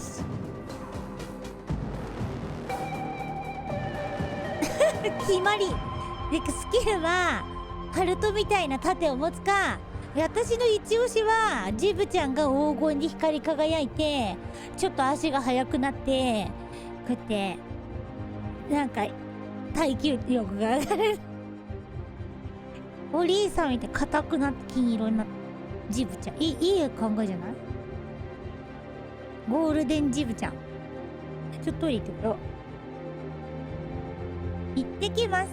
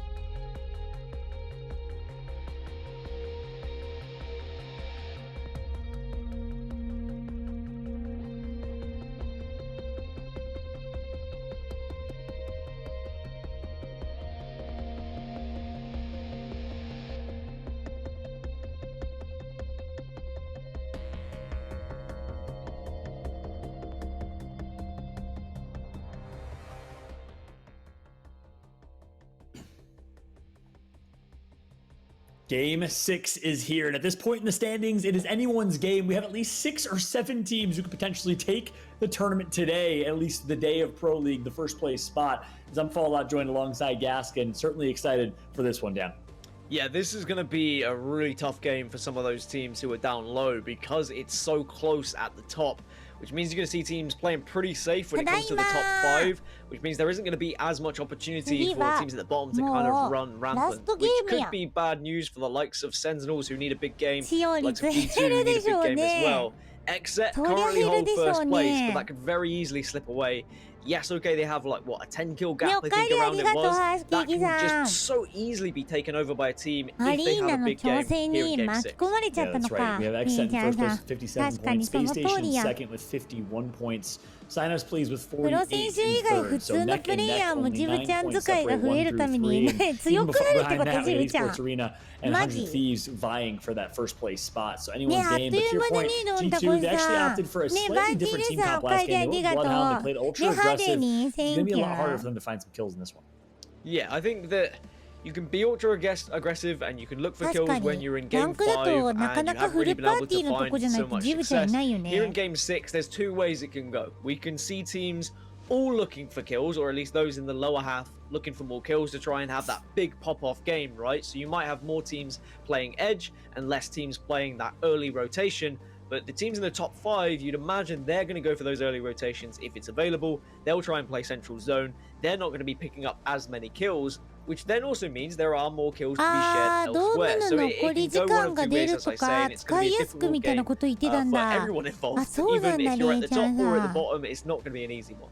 That's right. It's not going to be easy for the players, but it'll be fun to watch for us. It's going to be a highly entertaining game number 6. I love when game 6s end up in these scenarios because it just means every decision, every opportunity is so incredibly important to take. And these players are obviously going to be playing the best apex of their careers, doing everything they can to secure that first place spot, right? 12 points awarded to first, 10 points for second, and that's for overall Pro League standings for the entirety of our Pro League. That's going to run for 12 weeks in this double round robin format. So if you're just tuning in, and for the first time for the ALGS Pro League, it has been quite the feature and format. Kudos again to EA's John Nelson, commissioner of the ALGS, and the entire competitive Apex team, and a big shout out to every single one of them as well. Tabris, Shaheen, Ghostiyami, Nixie on the socials, every single one of y'all that put your hearts and soul into helping competitive Apex grow. We appreciate you, everyone in production as well. Simona, Demi, thank you all so much for all the hard work. But guess what? Game 6 is here. It's all about the players and the teams coming into game number 6. And we have Space Station Gaming, XZ, 100 Thieves, so many teams that have the potential to win this one, Dan.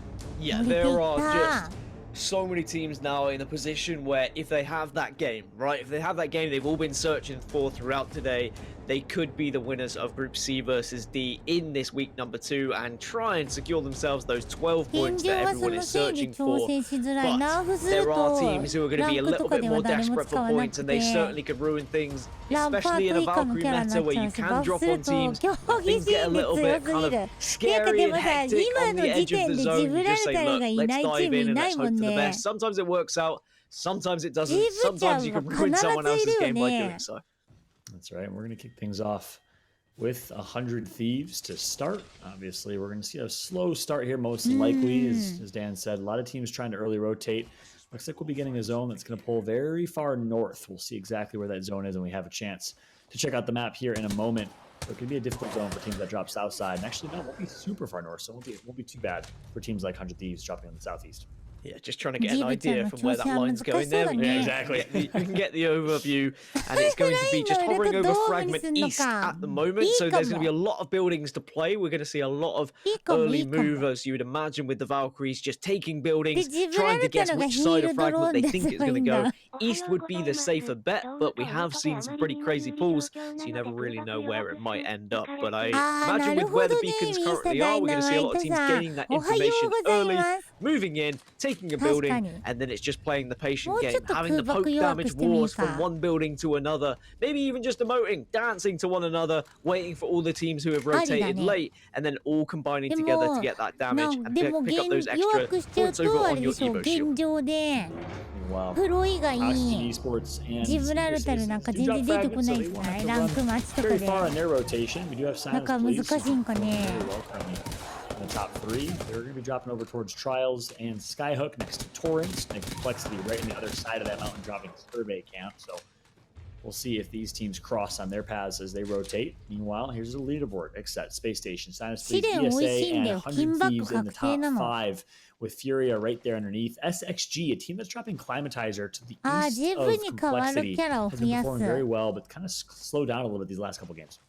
Yeah, it's just not been a lobby that anyone's really been able to get their grips on. Like, we've not seen that dominating performance that we witnessed from the likes of C9 this week or the likes of Sentinels last week, where you're seeing 90+ points on the board. Instead, it's all being shared about pretty evenly between the top 5 teams. But now it's about taking your initiative and really grabbing this game. Because otherwise, if you let it slip and if you let someone else pop off, you might find yourself slipping down that leaderboard. And we know it is a considerable drop-off and difference from finishing 1st or 2nd or suddenly finishing 6th or 7th, for example. So you need to make sure you stay on the ball here and you can't let anything slip.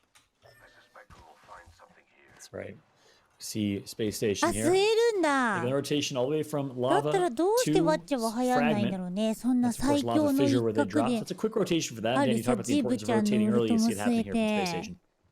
Yeah, as expected, they're just moving their way in. Fragment buildings, take it, get the caustic barrels down, ensure that you just find the best building possible, to be honest. Like, you can scout around, find one, and then look across, and you almost just play it step by step, building by building, move your way across through Fragment until you're in one that you think is going to give you the best chance of winning a game. It sounds simple, usually not so simple, because every building quite often has players in it, and then you have to take the fight.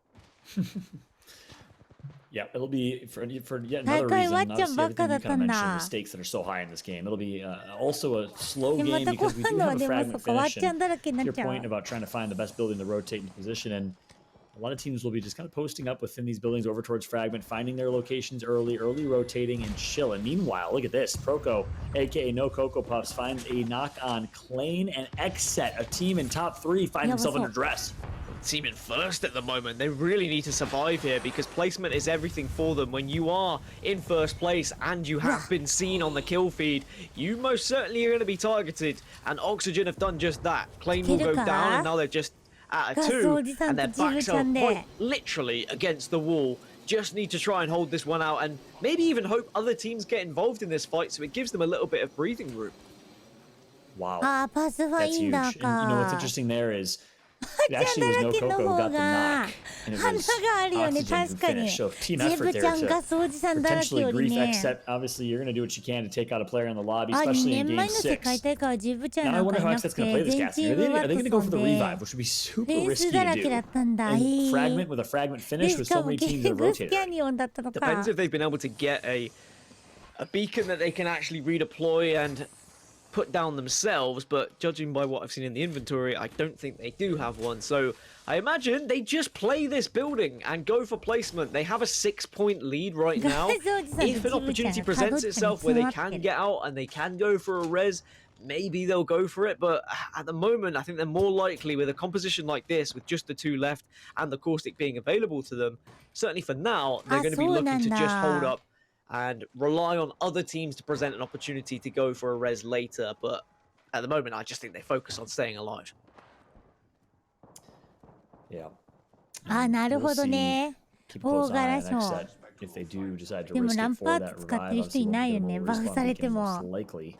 So decision to make for them, or just down to 2 members alive. That's a big loss. And meanwhile, she's pretty low in the standings overall, but they find themselves outside of the ring and haven't rotated. It's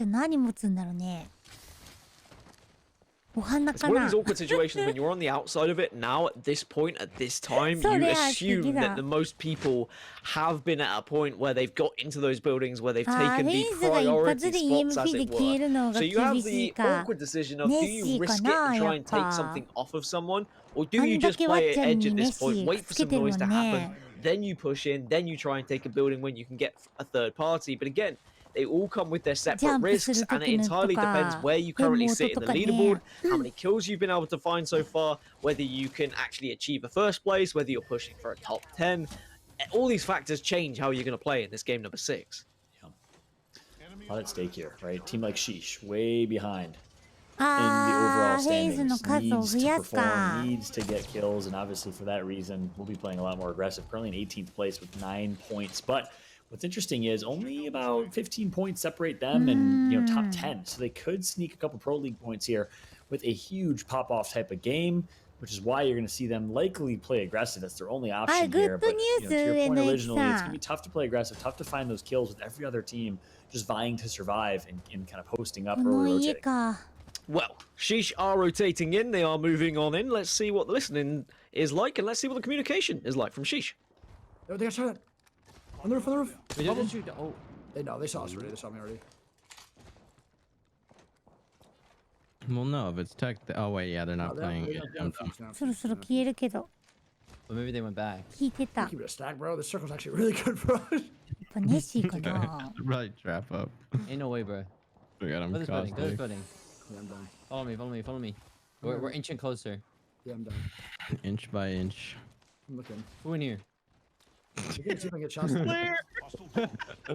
なんか穏やかなチー I ム have 5 ね。 bats. I have 5 bats. Oh, I got How many three. bats, you guys? I got あ、上の駅さん。 Oh, no, they're here. No, they're here. I'm going in. I saw one, I think. 楽しそうなチームね。でもなんか I 昨 mean, 日 it's の good to hear A と B laughter. が一 It's 番 good 面 to 白 hear かったよ。やっ teams ぱ enjoying 上の駅さん。 themselves, and you can be assured that that is going to be happening from a team like Sheesh as they do make their way closer to the circle and realize they're probably going to have to take a fight sooner than later. But for now, they're okay. Yeah, and meanwhile, I'd love to see where G2 is, as they obviously have a tough rotation. Meanwhile, actually, no, I take that back. Esports Arena finds himself in a fight here.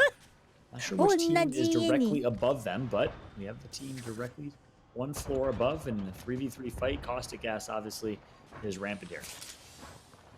I mean, this is a fight that could have happened about 10 minutes ago, but it just hasn't because neither team wants to be the first one to push in. Because if you are, you put yourself at risk at a third party, you don't know how well equipped the other team is that you're going to be pushing as well. So instead, you're reluctant to push, and you get in this everlasting stalemate that is just a little bit boring. If I'm completely honest, you wait, and we'll go elsewhere. We'll leave you boys to it. You just wait. Unless someone's gonna push, I don't care. I want to see it in a little bit. For now, you can sit in your buildings. Let's watch G2 rotate because that's gonna be far more interesting. And maybe we'll get some action because everyone's playing so scared right now, John. But you can understand, it's game 6.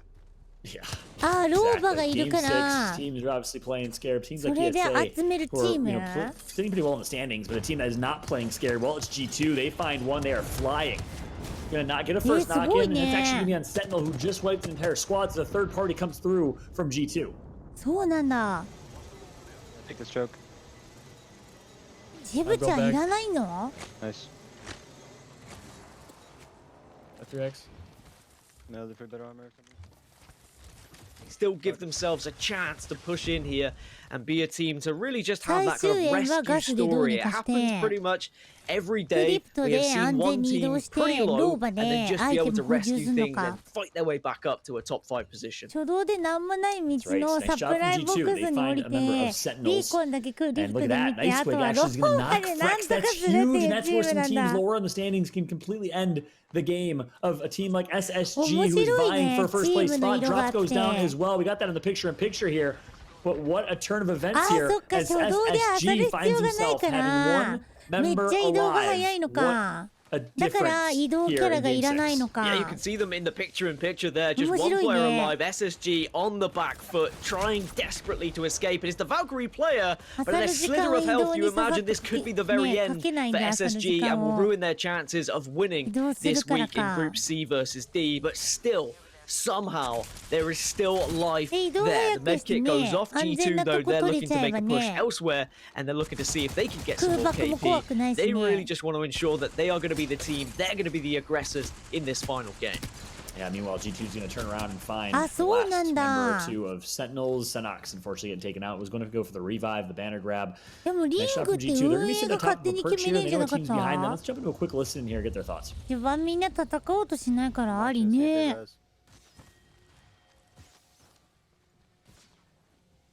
Watching this front side.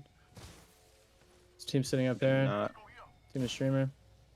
I don't think they're gonna be able to. I mean, they could be. That kid could be sitting in the cut. If he's gonna res, yeah, he's gonna do it over here.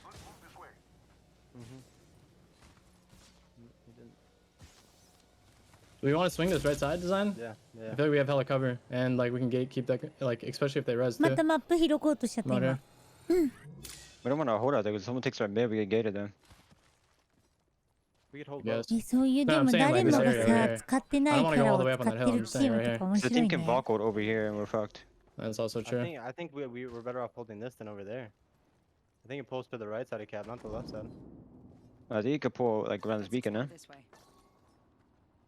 Someone's flying. Get to the right. オーバーウォッチにいて APEX にいないキャラ。 There's a team. コピーじゃないコピー。 No, there's a wraith. She's running up the hill. Yeah, there's team just landed there. There's a crypto team right there. 敵のウルトコピー。 I think they're shooting at the team that just 好き built なの up. 選べる。 Alright. Team's still in here. We don't want them shooting at us. No. Fox should have low-key swapped my weapon.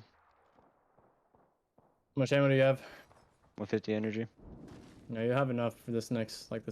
We'll be able to get kill. 私も物資も集められるし、逃げスキルもあるローバか。不安だな、ジャンプドライブでどっか落っこちそうだな。 It's a crypto team. I'm pretty sure that's the Fury team. The Loba.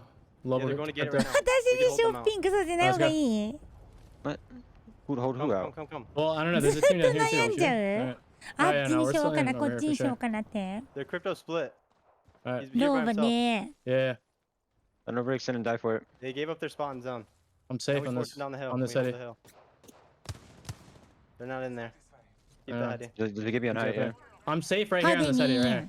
Yesterday Asia APEX League No.1 I know, I'm safe right team here. ローバクリプト They have to move. No, And from maybe cap. not that safe. コースティッ Probably so. ク Yeah, this spot's not that good. It is right here, No, but I they can wanna walk push up them on it. down the hill towards They that. already went down. Yes, Yeah, they already went down. They're how sliding down right now. Alright. They're gonna go right to 本 that 当 other に team. っつってるほら We're the team that res though. び They っ still く back りし there? てる There's よ no shot. They あ might ハ be in ル our トも choke. そう We か need to go back. No JV Oh my god ハーデに Zach, come here. You need your レ scan. レちゃんオーバーウォッチ teach me A nice extended listen in there with G2, hearing their thoughts on where they want to play towards this late game. なんで Good to get 玉 their でいっぱいにな perspective る on positioning, Gaskin. Yeah, I mean, XZ bringing players back in, SSG still alive with one player, Oh and my now we're God, also yeah. seeing XZ at a full 3. So not only were they bringing Claim back in, but they've got themselves into a position where they are center circle, as they were a little bit earlier, and there's the wrap from SSG as well. They need to survive, they need to try and play placement here to try and compete with the likes of XZ, who we know are already in first place. And I'm fairly certain Sentinels are still alive as well. They lost 2, but I think there's 1 rat still remaining. So some of the big teams, or at least kind of the big orgs, still there and still prevalent in this area. But the fact that XZ have got a player back up is nuts. They should not have been able to do that. Esports Arena somehow allowed it. It just happened in front of their very eyes. Yeah, I'm not sure if Esports Arena really had the full intel that we know Senior Citizens had, and that we know the other team that dropped Fragment had. So as a result, XZ's able to get the revive, but 自分でローバー持っちゃえば弾 was 300発 able 持 to たな get くてもいい blessed し with a ね Kraber via supply crate that dropped right next to them, so that'll certainly help out. Crust's gonna get taken out in the top right of your screen, but G2 is continuing to fire off. Well, Sentinels, they keep losing players, but they keep getting the players back up, and they're still not out. They're still somehow alive, even with Crust falling as well. 18 squads still remaining, but certainly some squads are weaker than others. That final circle is going to be the one that kind of lands on the bridge between the kind of lava that you witness on your screen right there. So if you are playing on top of the building with the beacon, you're going to be in one of the commanding positions as kills are starting to fly around now. The zone's getting smaller, teams are starting to lose space on the edge, so instead all these teams who are waiting inside the buildings are now going to enjoy the kind of route where everyone pushes in and they're going to get free damage and hopefully some KP to go alongside it. And finally, Esports Arena are taking the fight. It's taken this long, but now they're pushing in with the Kraber. And they should be able to clean this up. Verholz is going to get the first pick on a Maze, and it looks like good damage being put in by Skittlecakes right after, down to about 75 HP, able to heal back up with that shield battery and just slowly but surely taking this fight. Meanwhile, G2 trying to sneak into the top 7. They get a few kills as well, and they continue to roll in the kill feed. Back on with Intel, Kraber in hand. Bang! There you go! That's what you want to see from Skittlecakes. Intel, they've been impressive all day. They've taken a while to actually push this fight, but finally it pays off. And all it took, funnily enough, was a Kraber to give them the confidence to finally make that push. やばいね G2 pushing in towards Fragment. These are one of the teams that you mentioned. Other teams might just be able to feast upon, but because ESA has not been able to take this fight, they're not able to connect. Misses that blind fire, and I think this is G2. This is the Bloodhound that we saw earlier. Gentrifying takes out Lou and the kill feed. So continuing as Sentinels to stay alive, I think that finally eliminates them from this lobby. You'd imagine that must be Sentinels now going down with Sentinels falling as well as teams are dropping like flies. Space Station, Sinus, SSG, W, Sentinels, Neanderthals, Bad Boys, and Shoosh have all fallen, which means we're down to just 12 as this Game 6 is starting to heat up. Exet still within a chance of winning this. They're the commanders, they're the leaders in this, and they're back up to 3, but Esports Arena could certainly do some damage here. That's big. Furia takes out a member of 100 Thieves, so that is huge because Furia is in 6th, 100 Thieves is in 5th. That's a knock that's going to come through. Not sure if a full kill did on move, but the team's right outside here of Esports Arena. So many teams just huddling, and these are the congested late game zones that you expect in Fragment. Yeah, these are the kind of circles where I've got onset kind of elbowing me, saying, hey, this is going to finish bridge. We need to get into the beacon building. We need to position ourselves where we're not going to be the last to enter. But Valkyrie teams, they can change everything. They can dive in late into the high ground, but there is a team already holding that kind of bridge area, and they're going to be in the best spot right now. There's the live leaderboard. Exet have an 8-point advantage over second place, and we know full well Exet are still alive as well. So they are the most likely to win right now in terms of the whole group C versus D. But that can change very quickly as we get into the next zone. Only 10 seconds until we're about to see all hell break loose. It's going to be a Valkyrie ultimate coming through for ESA. So they end up positioning themselves. We'll try and just stay alive and float as long as possible. And it looks like they're going to need the spot. X marks the spot. Teams nearby, and they find the only slight sliver of land that they can. But it looks like instead they're going to drop on a team here, right outside of a squad. Yeah, trying to do what they can, just dropping together and ensuring that if they're going to take a fight, they have to all do it in tandem. The barrels go down, but also so does the caustic. The res is there, though, with the gold backpack. So at least Intel gets straight back up. They can get straight back into this fight, and they're going to have to fight soon because Furia are above them. They know full well they're below them. And now you see the kill feed just absolutely exploding. 100 Thieves have lost 2, make it 3. Furia are lost players as well. 100 Thieves now get wiped in 12. EST go down, so we're down to just 10 squads. Right, 100 Thieves out. We see Exet in a pretty decent position. Somehow Esports Arena were able to get out of that bad spot and find themselves just absolutely firing off and picking up as many KP as they can. 8 squads remain. It's game 6. G2 is still popping off. And Exet on the high ground finds one, putting in work with the Peacekeeper wingman right after it's clean. Exet in probably one of the best positions right now. They've got so much vision and they've got so much cover, and they're pretty much central circle with only 7 squads left. All they have to do is stay alive. If they can get to the top 3, they're most likely walking away with the victory here in terms of winning the overall leaderboards. But Skittlecakes has got that Kraber, and he's doing some work, and Esports Arena really trying to dominate this game and this lobby, and they're getting the slays, they're getting the kills. Furia get wiped. Well, the comms must be hectic. Let's do a quick listen in before this circle collapses. Hi, this is SSG. Oh, no, it's not. We're good. That's Intel. Oh, dying. I broke one. Watch the walk up on our ass. Watch it. マップをもう少しかランドマークごとに強弱あるある Don't take too much damage, guys. We're fine. We're in God spot. 最初から降りるとこ決まってんのにそうだよねけどそんなだからさランドマーク取りみたいなことやめればいいんだよはいみんな何の練習もなしにはい一斉にはいどうぞって言って I can drop you here. Here's 2. I've only 2 shield heals. I'm 1 bat, 2 cells. We are good though. We are 変 good. なランドマークの譲り合いとか発生させなければいいんだよ Look at res beacon. We could pressure them. I don't have much ammo. Oh, actually, we have no shields. Chill. We have no shields. I'm saving up barrels. Do you have a caustic? No. Okay. Only barrels. These guys might slide above us. These guys might slide above us. I know. I'm もう watching. ちょっとさ過疎 He has a 地 Kraber に here. も That's Skittles. アイテムの脇を良くするみたいな風に競技の時はそうな I'm って just るとか focusing で this. きないん Keep か an eye on な that though, Klein. Keep an eye on the right. Yeah, I know. And such intense comms from Exet, you hear them say they don't have shield, don't peek, let's just chill, let's just vibe into this late game.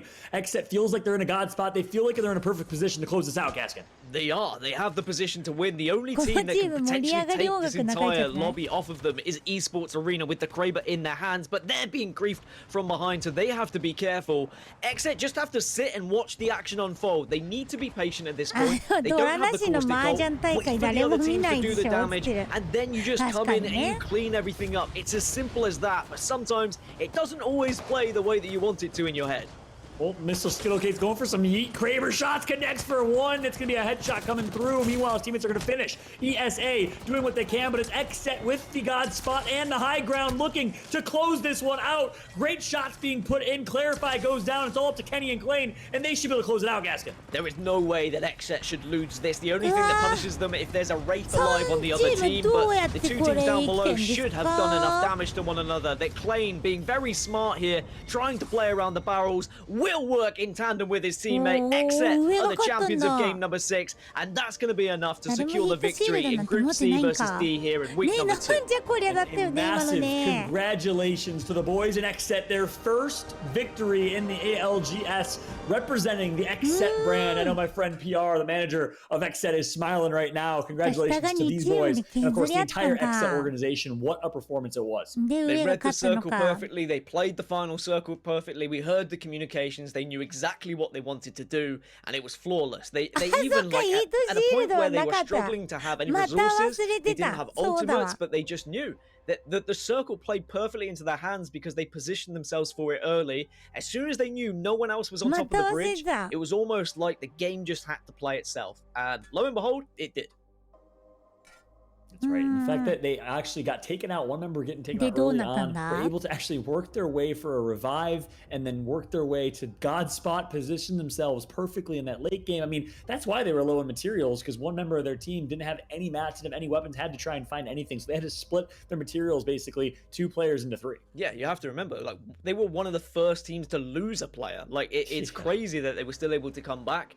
We don't know whether they were able to get a respawn beacon themselves or whether they pushed out. Either way, they got someone back in, and there you have it. 19 points, 12 from placement, 7 from kills. Torrent finally showing up today as well. Shout out Torrent, that's a big game from them. Also equaling the 19 points. I'm sure RKN and the rest of the boys will be delighted with that one because they've really been struggling throughout the games today. Complexity in 3rd place. Esports Arena also with a good performance, but with no one outperforming Xset and Xset being in 1st place before we went into Game 6, I think you know what that means, John. Indeed. Congrats to Xset with a big performance here. G2 doing big with the kills themselves. So I'll put G2 from where they're at in 11th place with 25 points, maybe breaking into that top 8, which will give them at least a few points leading this Pro League day and should help out their overall standings. But not the performance that G2 would have liked last time or this time. However, the performance Xset certainly enjoyed. A massive last game from Xset. They were in 1st place. They controlled their fate and they performed. It does show that even when you think you're down and out and you think it's going to be a struggle and you're just going to be playing for placement, actually, if you're calm about it, if you wait, if you've got the right IGL to kind of guide you through how you want to approach it, you can get that player back up. You can get to a position where you can, in fact, win that game, not just play for placement, and pick up some decent amount of kills to go alongside it. Very impressive performance from Xset. Elsewhere, we also saw some big games coming out of teams that maybe I wasn't expecting in game number 6, but also some disappointing performances from teams that we needed to see points from in game 6 to actually try and put themselves higher up on the leaderboard. A team like Sentinels, for example, after such a high in week 1, it is a pretty low here in week number 2. Yeah, and that's, honestly, Sentinels in general, over the entirety of the last 2 years in Apex, has had some brilliant moments where you think they have the skill, they have what it takes, but the inconsistency today truly showed. We'll see which Sentinels bounces back in week number 3, and if they can go back to the drawing board and recoup. Not the best day, not the best showing for them. One team I got to give some kudos to is Complexity. Just didn't start very, very hot, but was able to turn things around. Last couple games, a nice 2nd or 3rd place finish in game 6. That might put them in that top 7 range. I think the most interesting thing that I've taken away from both weeks and seeing like these groups go up against each other is we're seeing very different lobbies depending on which teams are playing. And it's really going to be until we kind of whittle these teams down to just 20 and we get out of the group stages that we're going to get more of a solid lobby where teams can feel comfortable in. Because right now, things change from one week to another. You're having to adjust play styles, and those teams who are flexible, those teams who do know how to kind of play a little bit more free, seem to be finding more success. Yep. We obviously saw C9, TSM clashing of so many teams yesterday, and today we got to see the same thing on the other side of that coin. But that's what makes this Pro League fun. You get different groups in this double round robin format every single week, and which means different drop spots, different play styles, really different meta all up in terms of how the lobby shakes out. So interesting things indeed. And to talk about meta, to break down all the action, we're going to welcome Persia back to the desk. 全然注目してなかった。あれ、お姉さんのマイクが。Oh no. Uh-oh. We'll get you back in. Where's she? Hey, what's up, Persia? Welcome back. お姉さんのマイクが。All right. Well, as Persia's working out the mute button, apologies all for that. We'll give it a second. And Persia, you back? How are we feeling? Give me a thumbs up. あれ Nothing. All right. 消えちゃった。 All right, we'll wait to get those audio issues figured out. Apologies, y'all, for that. Back to Gasket and I, which I'm okay with, to be honest with you. We were vibing. どうしちゃったんだろうね。We were trying, but unfortunately just a couple of issues. But I mean, to go back on the point I was making about lobbies being so different as well, it was one thing that one of the teams brought up in a listen, and I know I've mentioned it a couple of times here, but I really think it's one of the most important things I took away from any listening today. It was that this is a lobby that is focused on rotations and playing zone and playing central. We're not seeing as many edge fights, whereas in other lobbies you saw a lot more edge fights, and it means that we'll get certain weeks where we'll see loads of edge fights, we'll get certain weeks where we'll see loads of kind of early zones, and we'll see teams playing the more natural way of Apex. But then we're going to get a fun week next week where you imagine both of those mixes combine, and we're going to get quite a weird game where you're going to have lots of edge teams, you're going to have lots of central teams, and it's going to be about who actually favors that situation, who actually comes out on top. Yeah, very true. We saw so much Caustic this week as well, and you know, the person that loves to talk about Caustic and Legends is Persia, so we'll try this again. Persia is back with us on the desk here. Can you hear us? Mic check. Can you guys hear me? Or do I need to sing the 50 states again? No, I'm just as I was saying before, even though you guys couldn't hear it, Xset showed off so many things in that last game that I really loved. And a lot of that comes down to patience. Obviously, losing people early is no easy feat, especially coming back to win it. But managing the resources and having the discipline not to peak in those in-game situations where you really want to scoop up some KP. But no, they didn't. They understood the assignment, they savored their resources as much as they could, and then they got the dub, which was a beautiful thing to see. You love seeing everything go exactly as planned. So Gaskin, we're taking a look at some highlights from game number 6. Space Station was definitely in some hot waters here. Yeah, it was a shame for SSG to lose the 2 players early because it really ruined their chance of having any kind of dream scenario where they come into things and they take the first place away from the likes of Xset. That story was written off quite early on, but the big story for me was waiting for Esports Arena for ages to actually take the fight.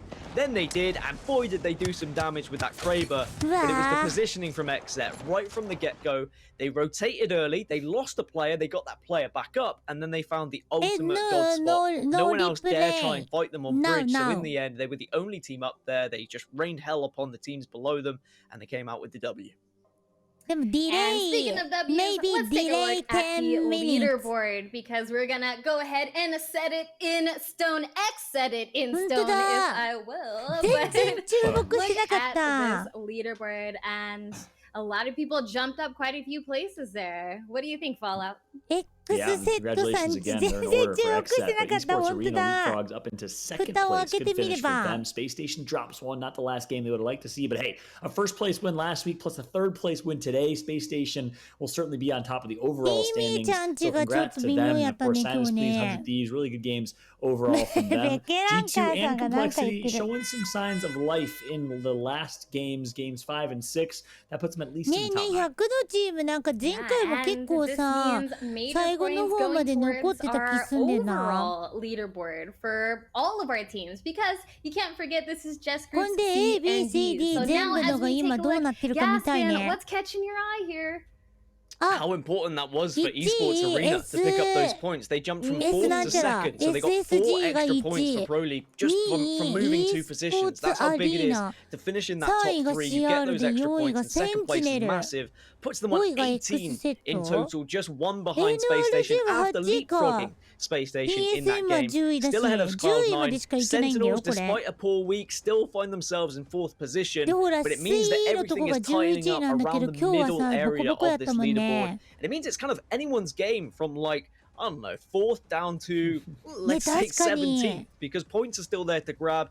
A big week sends you right back up to the top of the leaderboard. And Fallout, if you're one of these teams that are on the lower half of our leaderboard here, did anything stand out to you this weekend that they should be taking notes on? Yeah, a couple teams in particular. G2, we talked a lot about 2 back-to-back disappointing finishes in their standards, at least. They're used to being in the top 3. To Gaskin's point, this was a very rotation-heavy lobby. They ran that Valkyrie comp early on and decided to play a little more rotation. They switched over to Bloodhound and found a little more success. I wonder, playing edge, playing aggressive, that Bloodhound and Wraith style of play seems to work really well for them. Seems to kind of fit within their DNA. I wonder if we'll see them stick to that and try that a little earlier. I'm interested to see if we're going to see more people trying different compositions. I think we saw a glimmer of crypto here in NA at some point, but it was kind of short-lived. What do you think, Gaskin, on character diversity in NA side? Do you think they're going to try to step outside the comfort zone a little bit? Or are we comfy where we are? NA like to be comfortable. That's why North Americans like a comfortable lifestyle, and it's understandable. We saw a few people try crypto here or there yesterday. A couple of teams teetered with it today, but for the most part, we saw people going back to the tried, tested, and true. We saw Bloodhounds coming back into things. It wasn't as experimentative as we... Is that even a word? It is now. EMEA, they tried different things. We saw more cryptos coming into play, but here in NA, I think they're happy. They're playing the legends that they know how to use, and I'm okay with that, because usually that gives you results, and you see teams really putting up some fantastic results here because of it. Exactly. And speaking of results, it's time to talk about some possible contenders for our Monster MVP. ローバのチームと MVP だって。Now, obviously, all of our teams were killing it today, but we did have some standout performances, and I want to talk about those a little bit. So, Fallout, start us off here. Let's talk about some of the players that really caught your eye and really put their name on the map today. Yeah, honestly, you got to put some respect to the hands of Frex's. Played incredibly well. Frex showed up. IGL for this SSG Space Station Gaming squad. Former IGL for NRG.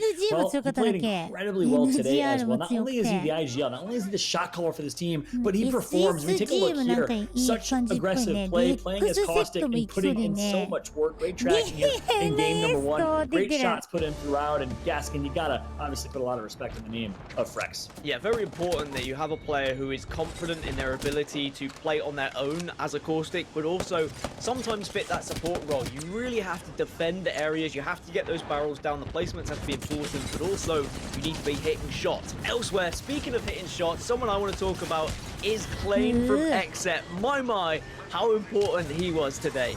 On that Valkyrie, the movement is difficult at times. You've got to be someone who is comfortable with your key bindings or your controller bindings, whichever you might play.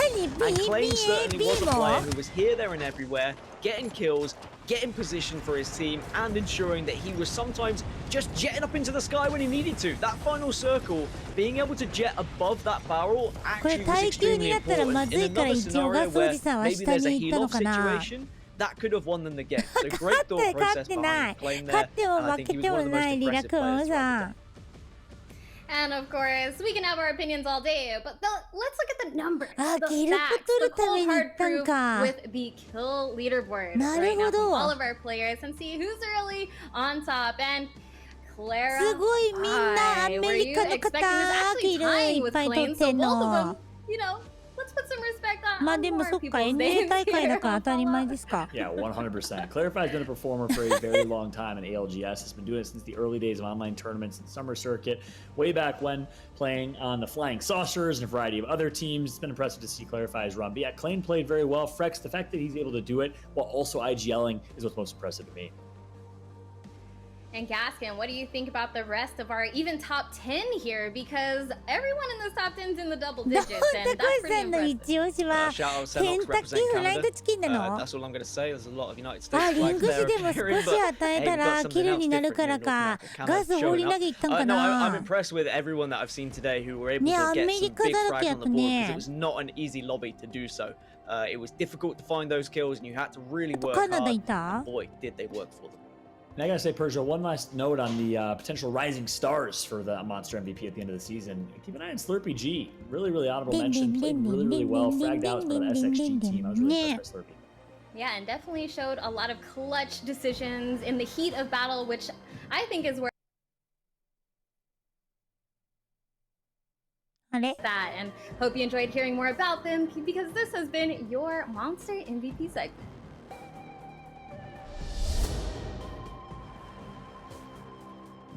ね、マイクの調子が。でも今のはお姉さんのマイクじゃなくて、あれやってほら全体だよね。後ろのプインプインプインプインもほら流れてないから、これはお姉さんの都合じゃなくて全体の都合。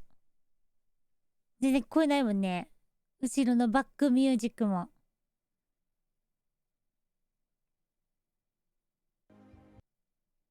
今一瞬戻ったけど、またダメになった。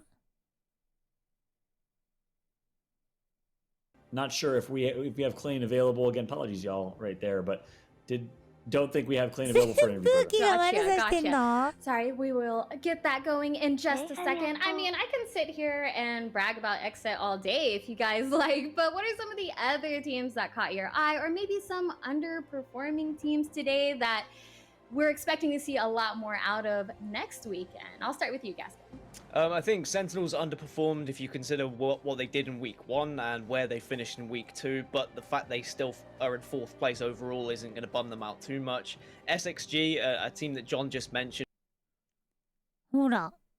エイペックス扇風機って言ってる。これは困っちゃったね。アンジェルさん、ヤッホー。ピザ何それ？ピザくれたん？ピザ？違う？あちゃちゃー。They had a lot of room to loot, I will say that. They had a lot of space in the southeast of the map, and they certainly took full advantage of that. But it was the way they rotated and the positions they put themselves in. They were always there or thereabouts in the end game, and they deserved their 2nd position. I definitely agree with that statement, and I think we are actually ready now for the interview with Onset and Clean. And no, she just got word we have no interview today, unfortunately. Hopefully we'll have a chance to catch up with them in the future. あれ、正気を取り戻したバナナ王子さん。ヤッホー、7ヶ月目のサブスクライバーありがとう、バナナ王子さん。ありがとう。正気を取り戻した。Onset and Pyra with the space station choice, locking in 51 points each. But guys, we need to have a discussion here about our choices. I mean, we talked a little bit about Sentinels and how we are definitely expecting to see more out of them, but what's the overall, I don't know, decision on today, Gaskin, with Sentinels? Well, Pyrotechnics wasn't here for this North American broadcast, so his doesn't count. I've decided that, so we get rid of those points. Onset, he's done well today with his predictions. He's actually been top of the board for both EMEA and NA, which upsets me greatly because he will lord that above us for we'll never hear that eternity, I think. So hopefully by next week, some of us, our predictions get a little bit better. I went for the winners from last week in both my predictions, and I've realized that was a big mistake, and I'm going to reassess that as we go to next week. Yeah. Got it. And I'll say the same thing. You know, I believed in Sentinels. I believed in the hype. They played so well last week. The caliber which they played was above and beyond anyone else. And I wanted to kind of manifest that happening again. Fortunately, it didn't. So a lesson learned on my end as well in terms of consistency for this squad. But hey, you learn, you live, you learn. We'll bounce back. It also goes to show the importance about these groups and how much facing against different groups really changes the game. And right now we're actually going to hop over to some of your tweets from home because you guys have been tuning in with us all day long. Marty says, the question is, can somebody dethrone Cloud9? Tough competition at the top of the NA leaderboard. Everything can happen in ALGS. And Honestly, you said it best right there. ジブラルタルにないチームが世界大会に勝ち上がってきたのって。SXG. あれ、That's definitely something I think players are going to look out for moving forward, maybe landing far, far away from them. We also have Nibsy that says, every time I watch ALGS, my heart rate hits 200 BPM. The competition is intense. I agree. My heart's been racing all day long. And then we also have Kexi, sorry if I'm mispronouncing that says Apex Legends Global Series got me hype. Watching the pros work strats and perform with such precision and excellence in split-second decision fights really shows me how I need to work on to be a better Apex player. I think we're all taking notes at this point, to be honest, and sometimes those notes aren't just hit your shots. It's about your positioning, knowing when not to shoot, all of the above. So I'm glad that ALGS has managed to maybe teach us all something and not just the highest of level players.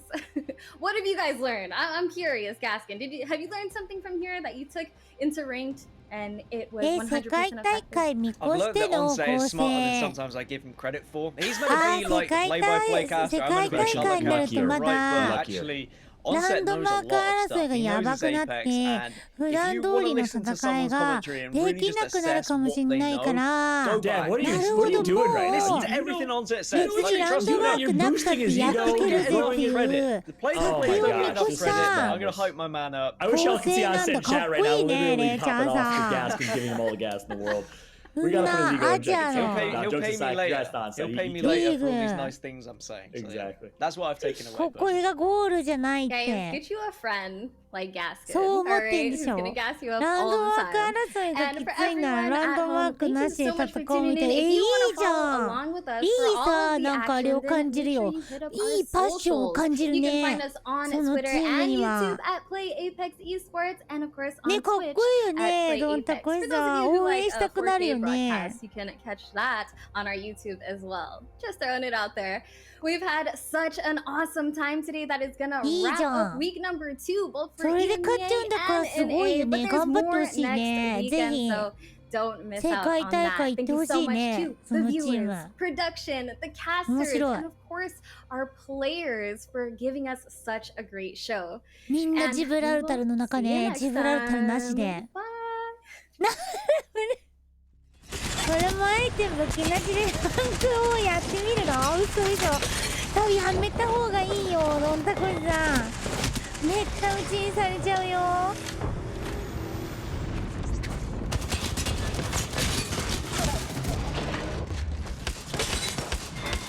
この SXG ってチームは結構なキルを取ってたけどね。でも前に武器なしでダイヤいた人いたらそんな人いんだ。やってみるもんだね。でもプラチナまでだったらワンチャンいけるかもしんないよね。プラチナだと4位入ればプラスだっけキル。あ、でもグレは使っていいんだ。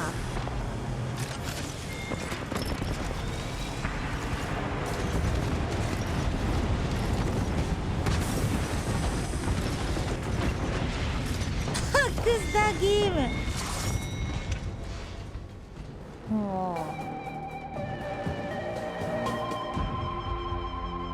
XZ さんが今日は1位だった。おめでと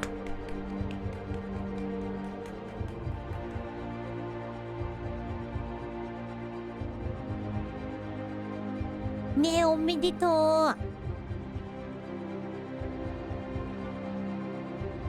う。ねえねえ、確かに新キャラが絶対強いでしょ。だってミスターダイナマイトさんだってアッシュだよ。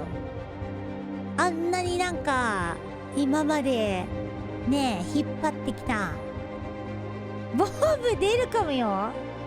ね、APEXレジェンズグローバルシリーズ Thank you for watching。 こちらこそいつも楽しい試合をウォッチパーティーさせていただきどうもありがとうございました。